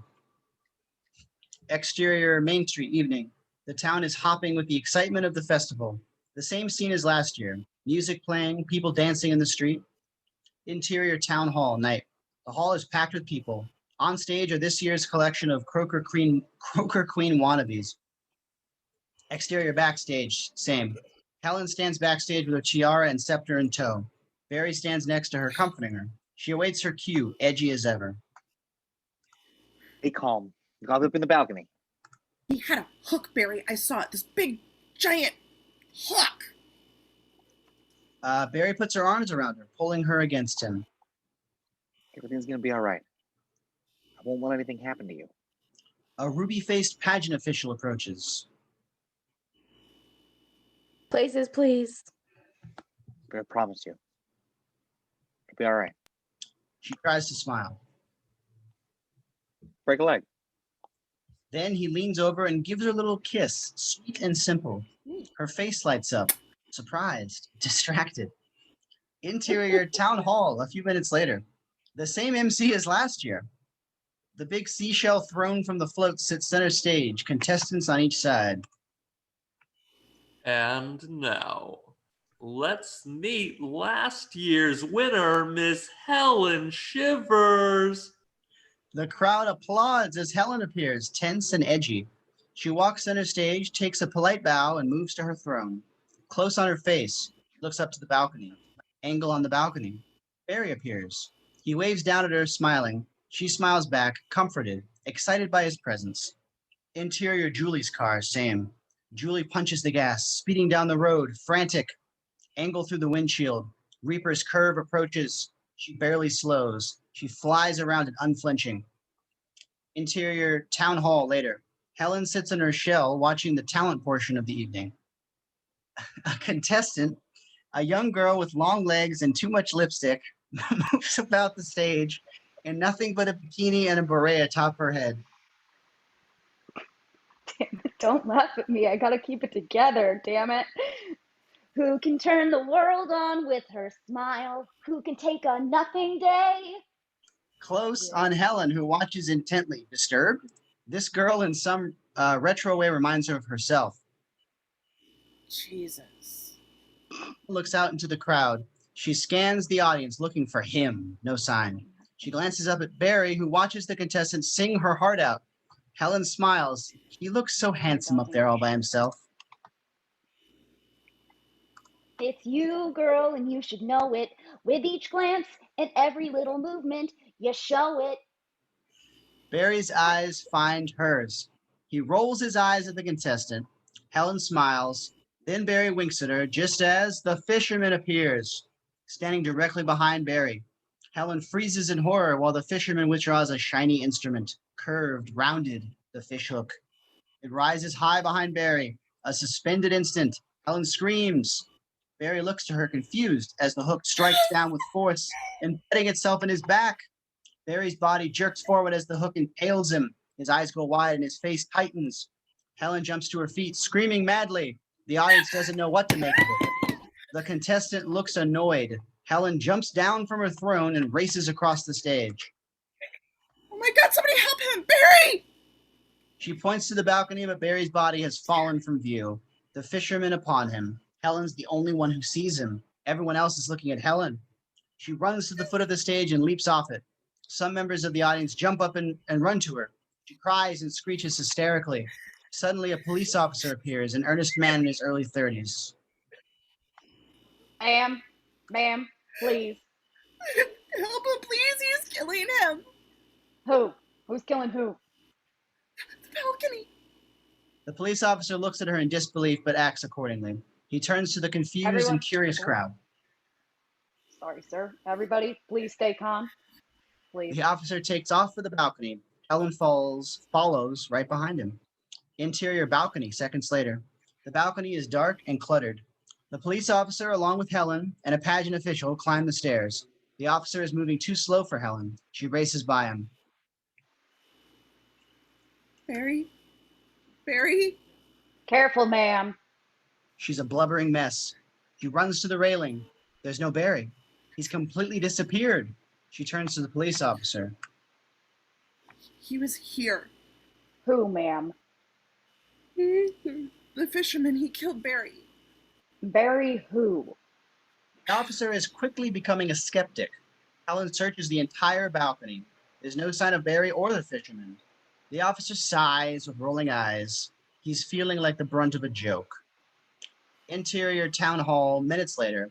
The MC stands on stage in front of a restless audience. It was a false alarm, ladies and gentlemen. We will resume the pageant in just a few minutes.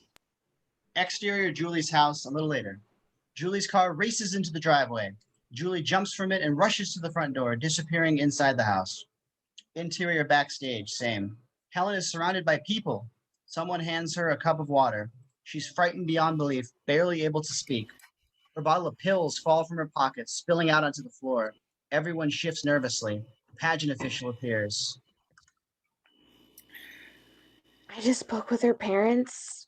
They said she's been disturbed lately. The officer gets it immediately. Ma'am, I'm gonna take you home. Your parents are awfully worried about you. Please, you have to believe me. Helen has lost it. She doesn't know what else to say. As the officer guides her out, the MC stops her. Excuse me. We'll be needing this. He lifts the tiara off Helen's head, but fails to take the scepter that she clutches tight against her body. Interior Julie's room, seconds later. Julie's at her computer typing feverishly. Oh, hurry, hurry. On screen, the words searching flash. Exterior police car, minutes later. The police car makes its way down a street. Interior police car, same. The officer keeps an eye on Helen through his rearview mirror. A caged metal screen separates them. And then he killed him with a fish hook. Yes. And did the fisherman use the same hook to cut off all your hair? No, he used scissors, asshole. Look, I know I sound delusional, but it's true. I've heard this story, only he wasn't a fisherman. He was an escaped mental patient who had a hook for a hand. The police car comes upon a roped off street. The annual street dance is in progress. The officer whips the car in reverse. I'll have to take the alley. Interior Julie's bedroom, moments later. Close on the computer screen as all the David Gregg articles appear. Julie opens a file and scans the article aloud, just like before.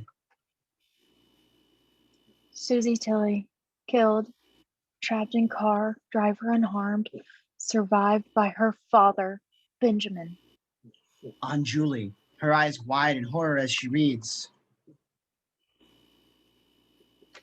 A local fisherman. On screen, close on the word fisherman. In a flash, Julie is up and at the door. She rips it open, barreling into a figure. She screams. It's her mother.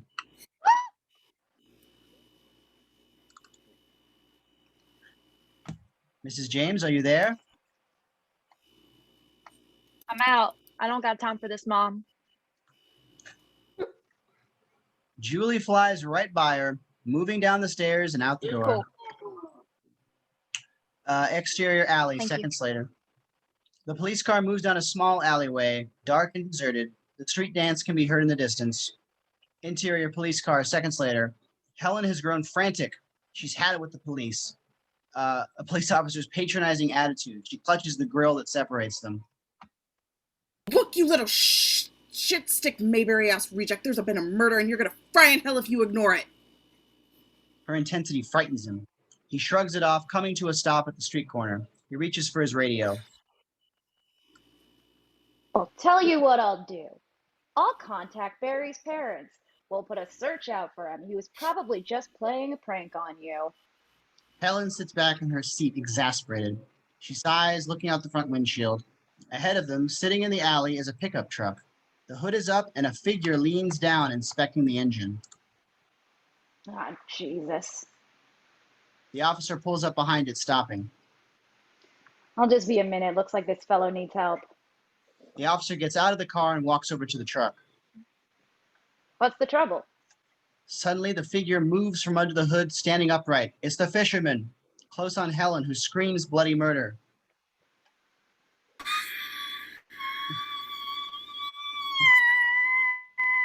That's it! Watch out! At the truck, the officer hears Helen's screams, turns back to the squad car as a fishhook rises behind him. Helen goes crazy, clawing at the metal screen, screaming violently. Behind you! No! Behind you! The officer turns just as the fisherman is on him, grabbing him by the throat. The officer reaches for his gun, but he's too slow. The fisherman pushes him down against the exposed engine, and in one expert move slashes down with the hook, impaling the officer. In the back seat, Helen goes mad, clawing at the doors, trying to get out, but they don't open from the inside. She's trapped. At the truck, the officer slowly sinks to the ground as the fisherman's attention slowly turns to the police car. In the back seat, Helen goes ballistic, bashing about like a caged animal. She tries to kick at the window with her feet. Through the windshield, the fisherman moves towards her, the fishhook dripping red. In the back seat, Helen kicks and kicks. The glass cracks. She looks up to see the fisherman at the other door, too close. She rears back in a rush of mad energy and shatters the glass. She leaps up. With her scepter, she clears the pane. The opposite door flies open. Helen lunges forward, crawling out the window, falling to the ground. She brings herself to her feet and takes off down exterior alley. Same. Helen races down the alley, burning it out, feet pounding. She screams wildly to no one. She turns, checks behind her. The fisherman walks towards her, calming, swiftly, confident. She screams at the sight of him. She makes her way out of the alley and into exterior deserted street / town square. Same. She looks up to see a sign, Shivers Department Store. She races to it, moving to the big old metal swinging doors. Locked. The store is closed. She moves to a display window, beating, pounding on the glass. Angle through the window. Elsa can be seen at a counter, working in the dark store, finishing up for the night. Interior department store, same. Close on Elsa at the counter. She looks up, startled by the screaming. What the? He recognizes her sister at the window. Exterior store window, same. Helen nearly breaks the glass. She looks behind her. The fisherman has rounded the corner. He's only yards away. In his right hand, he carries the fish hook.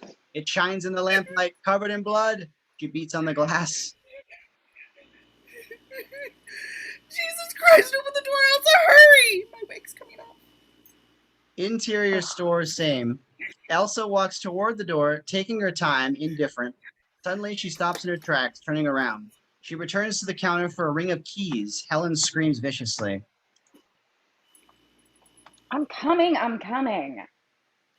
Exterior store doors, same.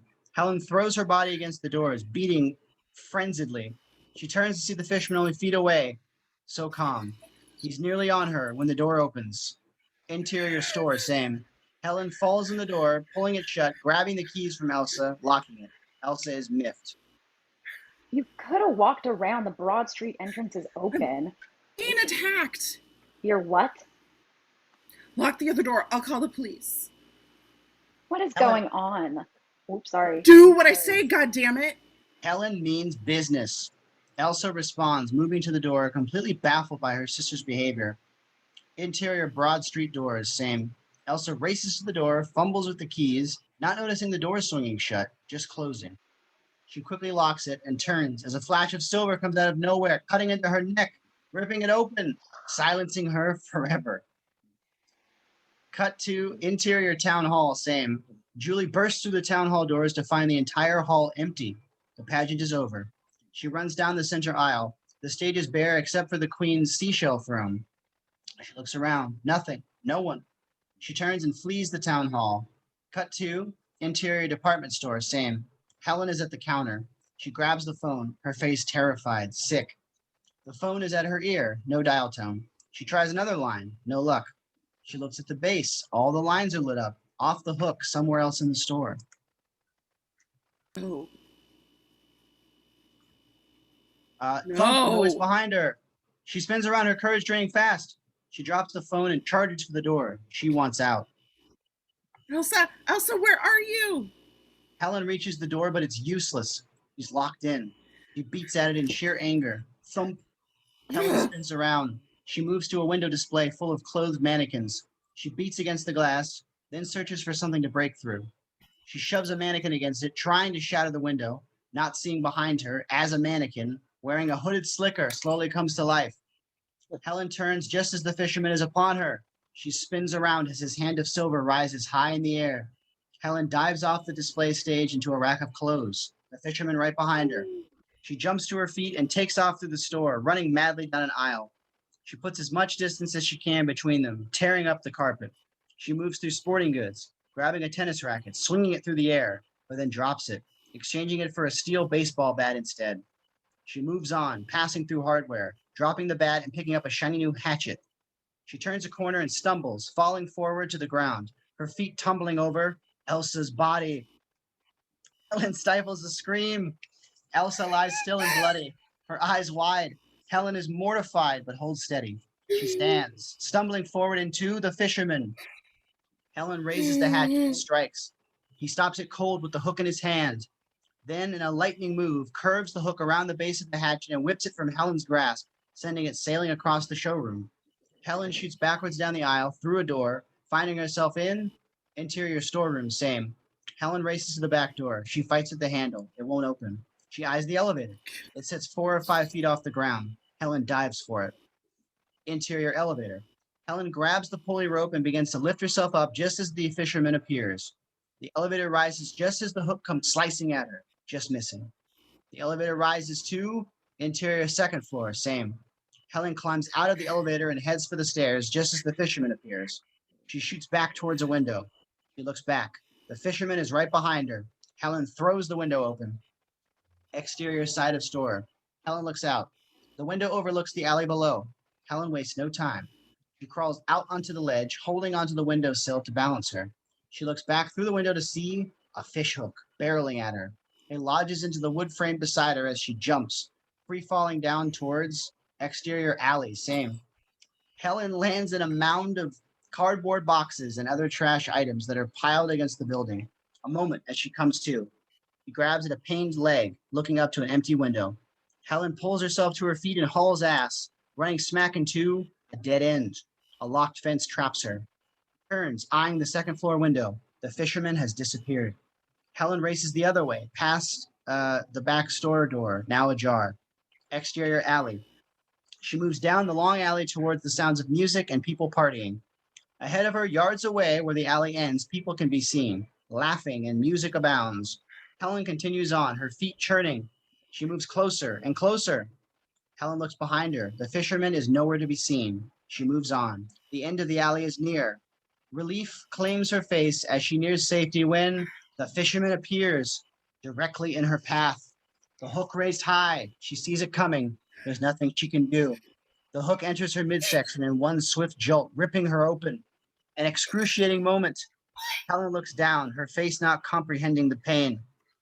The fisherman pulls the hook free, splitting her wider, leaving Helen's body to swagger backwards. Death is immediate. Cut to exterior Main Street later. The night is young. The town continues to party. More and more people flock to the boardwalk, dancing and juking it up.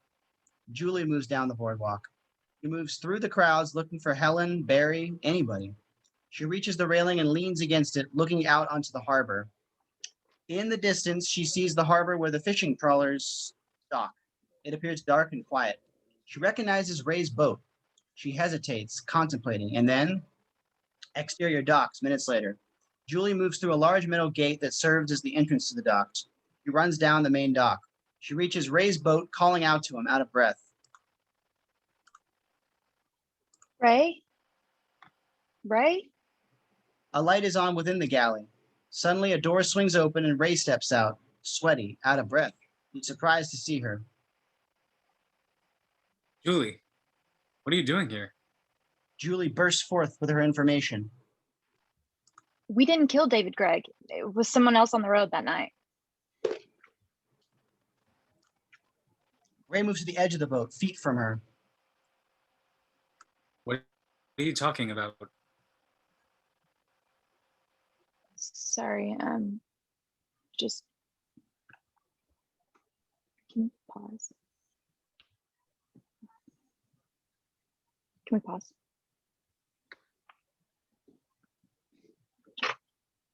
Time out. Can we? Okay.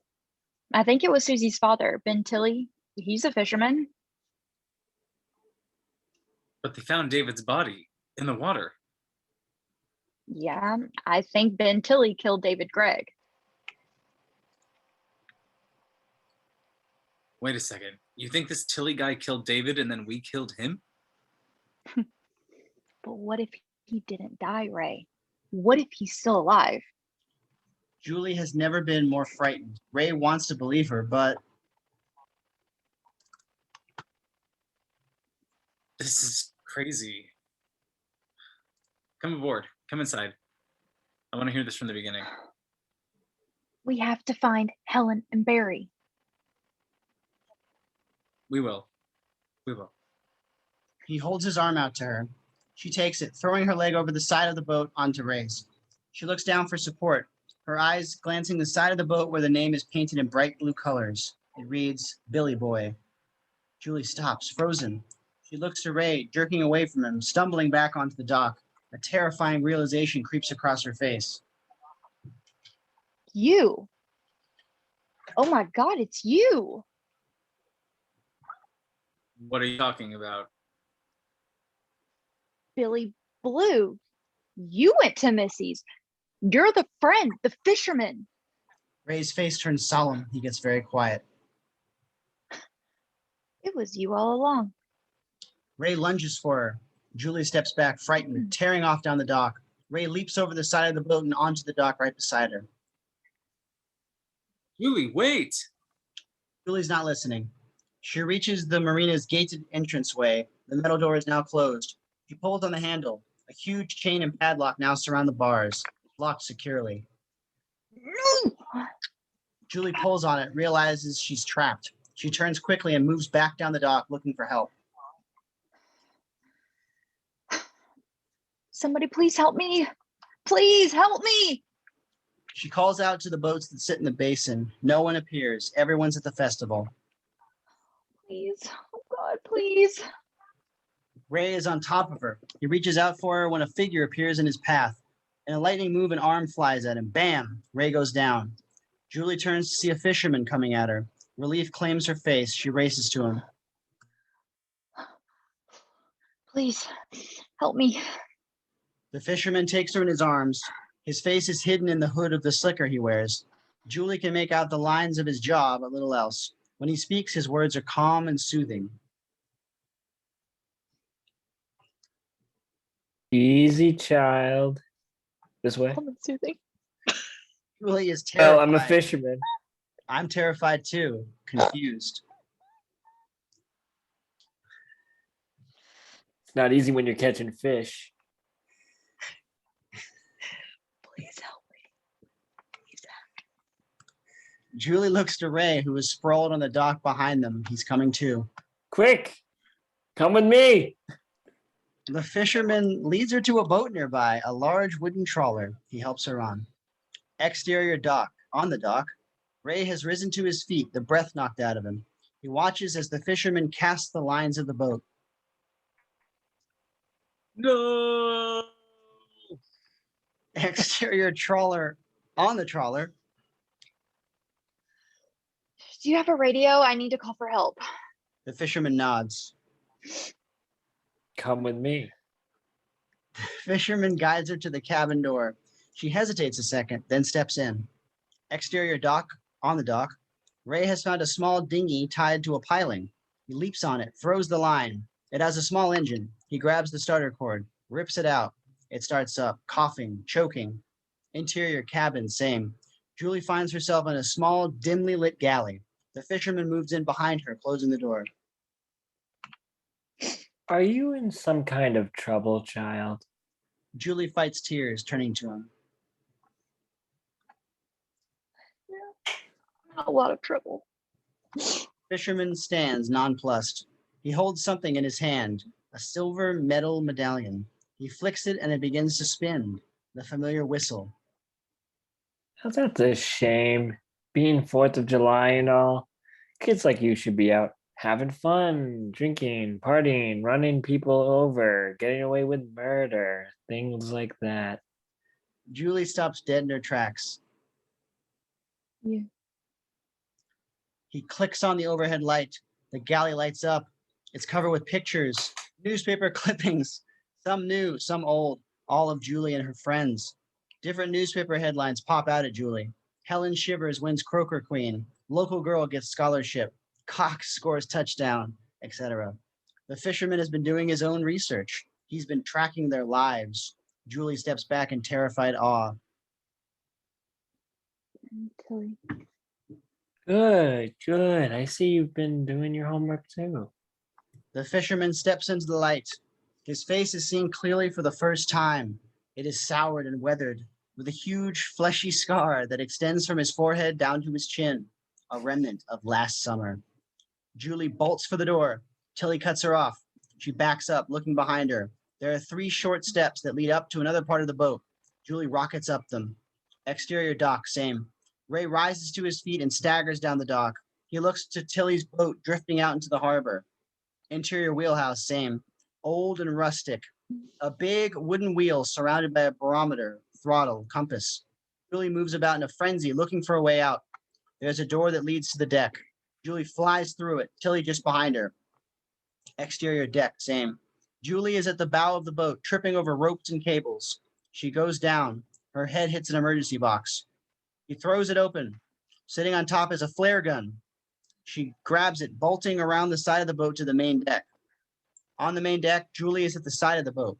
She looks back to see Ben Tilly moving towards her. She has nowhere to go.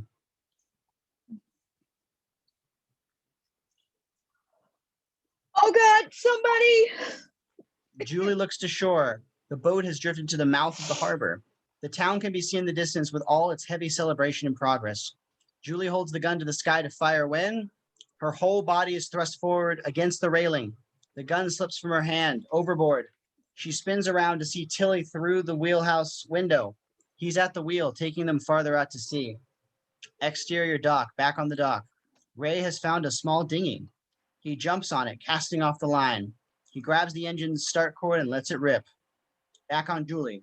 She screams in holy terror, but no one can hear her. She runs back to the bow of the boat, looking behind her. Tilly is still in the wheelhouse, but he's moving towards the door.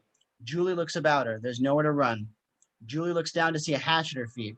She bends down and lifts the lid off it, revealing a steel metal grate. She pulls it back and slides down inside the hole. She drops a couple of rungs, closing the grate above her, leaving just enough of an opening to look out. She peeks out to see the fishhook staring at her. Julie slams the grate shut as Tilly's form appears above, staring down at her. Interior dinghy, same. Ray motors toward the trawler, gaining on it, getting close to its stern. Interior hatch, same. Julie struggles to hold down the grate as Tilly pulls at it with his curved fishhook. Interior dinghy, same. Ray bashes against the side of the boat. Bam! Exterior main deck, the bow of the boat. Tilly, hearing the bump, strides away, leaving Julie. Interior below deck, down below. Julie climbs down the ladder. Exterior boat, the side. Ray leaps onto the boat. The dinghy drifts away, leaving him hanging over the side of Tilly's boat. He crawls over the railing, looking up to see Tilly, who comes at him, fishhook in hand. Interior below deck. Julie pushes through a door into the engine room. She slams it shut behind her. She finds an oil drum and drags it in front of the door, blocking it. Julie looks around the engine room. The sound is deafening as the engine roars. Exterior main deck, up on the deck. Tilly and Ray continue fighting. Tilly slams Ray against the winch, his back falling against a lever. Down below, Julie is startled at the pulleys and gears that start up beside her, putting the winch into action. Exterior main deck. One of the booms starts to lower, moving out over the water. Ray ducks, falling out of the way as Tilly strikes with his hook. Interior down below. Julie eyes a ladder that leads to a hatch. She climbs up it, lifting its lid, peeking out to sea. Exterior main deck, Ray and Tilly scuffling on the deck. In one massive blow, Tilly sends Ray flying overboard. From the hatch, Julie screams. Tilly turns to her as Ray plummets into the nets that are being lowered into the water. He grabs at them, trying to stay above water. Interior below deck, same. Julie scrambles back down the ladder. Exterior water. In the water, Ray, tangled up in the nets, is being dragged alongside the boat, the water rushing him, overpowering him. Below deck, Julie races back to the other end of the engine room. She pulls the oil drum away from the door. Julie rushes through the doorway. Exterior water. Ray, with every ounce of strength in him, begins to climb the nets. Interior down below. Julie starts for the ladder, looking up at the bow gate as Tilly's shadow appears. Julie spins around and heads back into the engine room. She shuts it, latching it as she goes. She moves back to the other ladder, climbs up it, pushing on the hatch only to find it won't open. Exterior main deck, above the deck. Tilly has weighted the hatch lid down with heavy equipment. Julie is trapped. Interior below deck, same. Julie looks back to the engine room door. The latch is being pried open from the other side by Tilly. Julie scurries down the ladder. She looks around for any escape. Behind the ladder is a small watertight door, old and rusted. Julie moves for it. Exterior main deck. Ray is fighting the crashing waters, crawling up the nets. He manages to emerge from the water and grab hold of the boom. Interior below deck, same. Julie struggles with the rusted door. Behind her, the door is giving way as Tilly continues to disengage the latch. She uses everything she has. The door creaks open and Julie crawls through, pulling the door closed behind her. Interior bulkhead, same. Julie finds herself in a small, dark compartment. No way out, except for a tiny little door on the other side. Julie pulls on it, yanking it open as ice pours into the bulkhead. It falls down all around her. She looks into the small opening. The ice hole is beyond. Julie wastes no time. She bends down and squeezes her body through. Interior ice hole, same. Ice forever. Julie climbs up a hill of ice cubes. She can barely get her footing. 2 steps forward, 1 step back. Exterior deck. Ray hangs from the boom out over the water, trying to crawl back towards the boat. Interior ice hole. Julie looks down to see a shadow appear through the small opening below. She kicks at the ice, sending mounds of it down, filling in the small door. Julie crawls up to the top of it and surveys her surroundings. The ice hole is a dark space, cold and damp. A small bulb hangs on a cord overhead, lighting the center of the hole. The space is divided into 3 bins, sealed with wooden slats which hold packed ice. She pulls on several slats which send ice pouring down, completely covering the hole. The ice continues sliding down. Julie holds onto the bin's support as the ice moves around her. Suddenly, a body comes sliding down on top of her. It's Helen. Her eyes open wide, her face pale and lifeless, her skin as cold as death. Julie screams, reeling backwards, slipping on the icy surface. She grabs hold of a wooden slab for support, but it gives way, opening up a compartment of ice that comes crashing down on top of her. She loses her balance, tumbling to the floor. Gallons and gallons of ice come pouring out of the bin, covering her. Julie shields herself, looking up to see the dead body of Barry sliding down at her. Julie screams as Barry's body crashes down on top of her. Julie is face to face with Barry, sandwiched between her 2 friends. She fights and struggles, crying out. She frees herself, sliding away from the bodies. She bursts into hysterics, curled on the cold floor, wailing beyond fright. Exterior deck. Ray is back on the deck. He hears Julie's screams and looks down to the ice hole hatch. He moves for it when he sees Tilly's shadow appear on the side of the cabin. Ray is against the outrigger that juts up over the deck. Ray grabs hold and climbs up and onto the cabin's roof. He watches as Tilly moves to the ice hatch. In the ice hole, Julie searches for a weapon. She finds a rigging pin lodged in the wet room. She pulls out the pin. The nets fall away, revealing Max and Elsa, their bodies distorted and lifeless. Julie lets out a scream.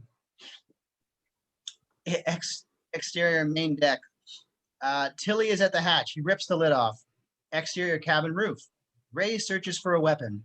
He eyes a set of ropes hanging from the outrigger, one with a large pulley and hook at the end. He reaches for it.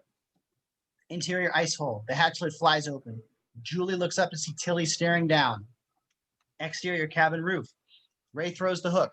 It goes flying, zooming at Tilly, catching him squarely in the head. He reels over, his body sprawling across the deck. Ray acts fast. He grabs a line and slides down it, causing the fishnets to start to rise. Ray races to the hatch, peering in. Julie, hurry. He reaches for her as she climbs the ladder. He helps her out and onto the deck just as Tilly appears behind them. Julie screams. Ray spins around just as the backside of the hook makes contact with Ray's head. Ray goes down, hurt. Tilly turns to Julie, grabbing her, throwing her against the outrigger base, his face angered, crazed. Happy 4th of July, Julie. Please, it was an accident. I know all about accidents, Julie. And let me give you some advice. When you leave a man for dead, make sure he's really dead. Tilly rears back his hook on Ray as he pulls his pained body upright.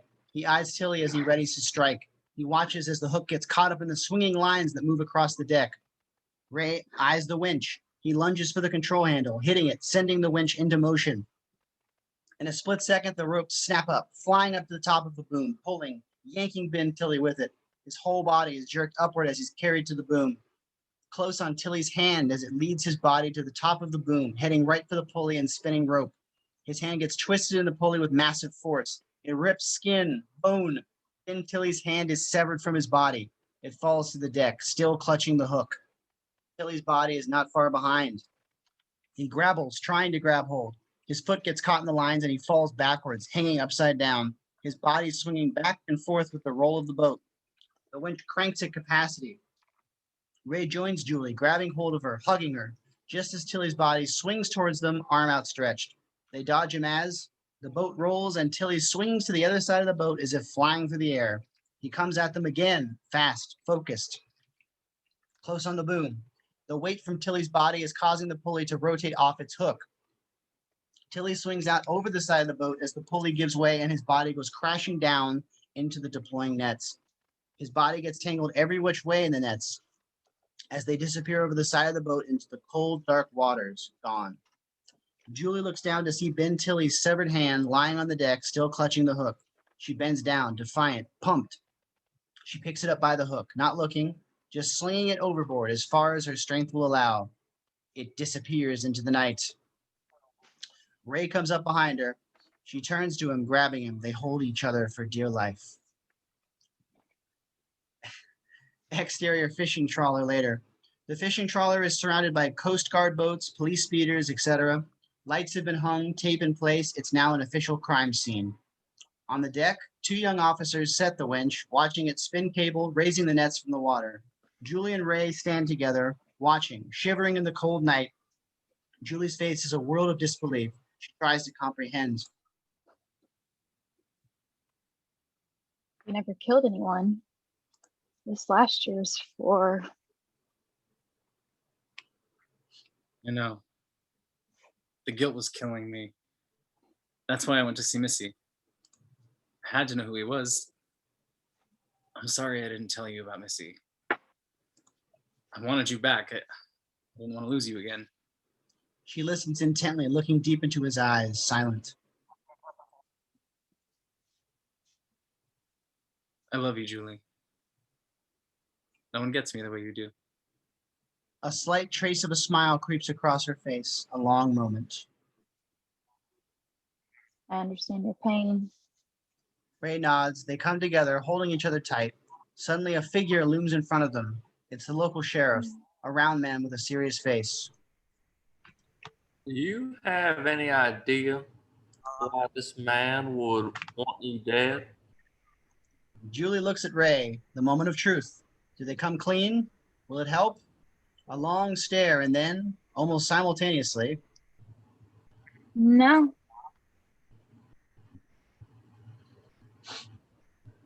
They stare at the sheriff, their eyes sincere, their faces genuine. Then they look to each other knowingly, their secret intact. Here it comes. They all turn to the side of the boat as the net makes its way out of the water, wet and muddy, torn and empty. The fisherman is gone. But wait, there's something, small and shiny, clinging to the net. An officer shines a light upon the fisherman's severed hand. It still clutches the hook, dangling in the net. Ray pulls Julie tight. Close on Julie, her face a blank page, emotionless. The sheriff turns to Ray and Julie. Don't worry. The body will turn up. They usually do. Julie turns to the mouth of the harbor, her eyes locked on the ocean beyond. A long moment and then fade out. Interior dorm room present, late night. Julie's same dorm room.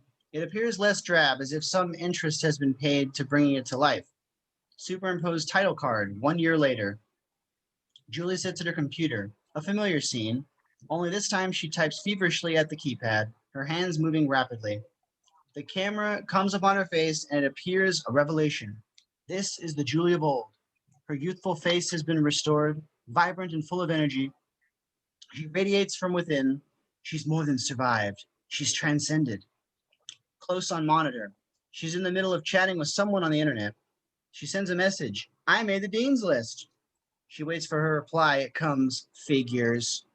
Types a new message. How's New York? A moment and then lonely without you. Julie smiles, typing, gotta study. I miss you. A moment and then I love you. Close on Julie. The love word affects her. Suddenly, a figure appears behind her, a hand on her shoulder. Julie spins around. It's her roommate, Deb. She holds an envelope in her hand. You got a letter? Julie takes it. Close on the envelope. There's no postmark or return address. Julie's suddenly cautious. It's all too familiar. She hesitates a moment, but then rips it open. What is it? Julie scans it, instantly relieved. It's just a flyer. Another frat party. Knock yourself out.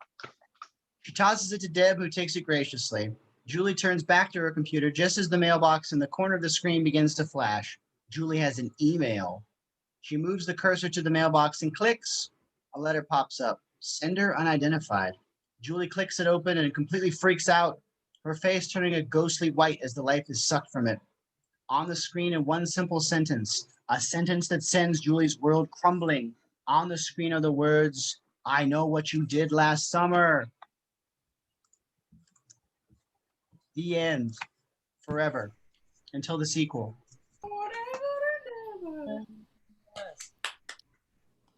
Incredible job, everybody. Thank you. And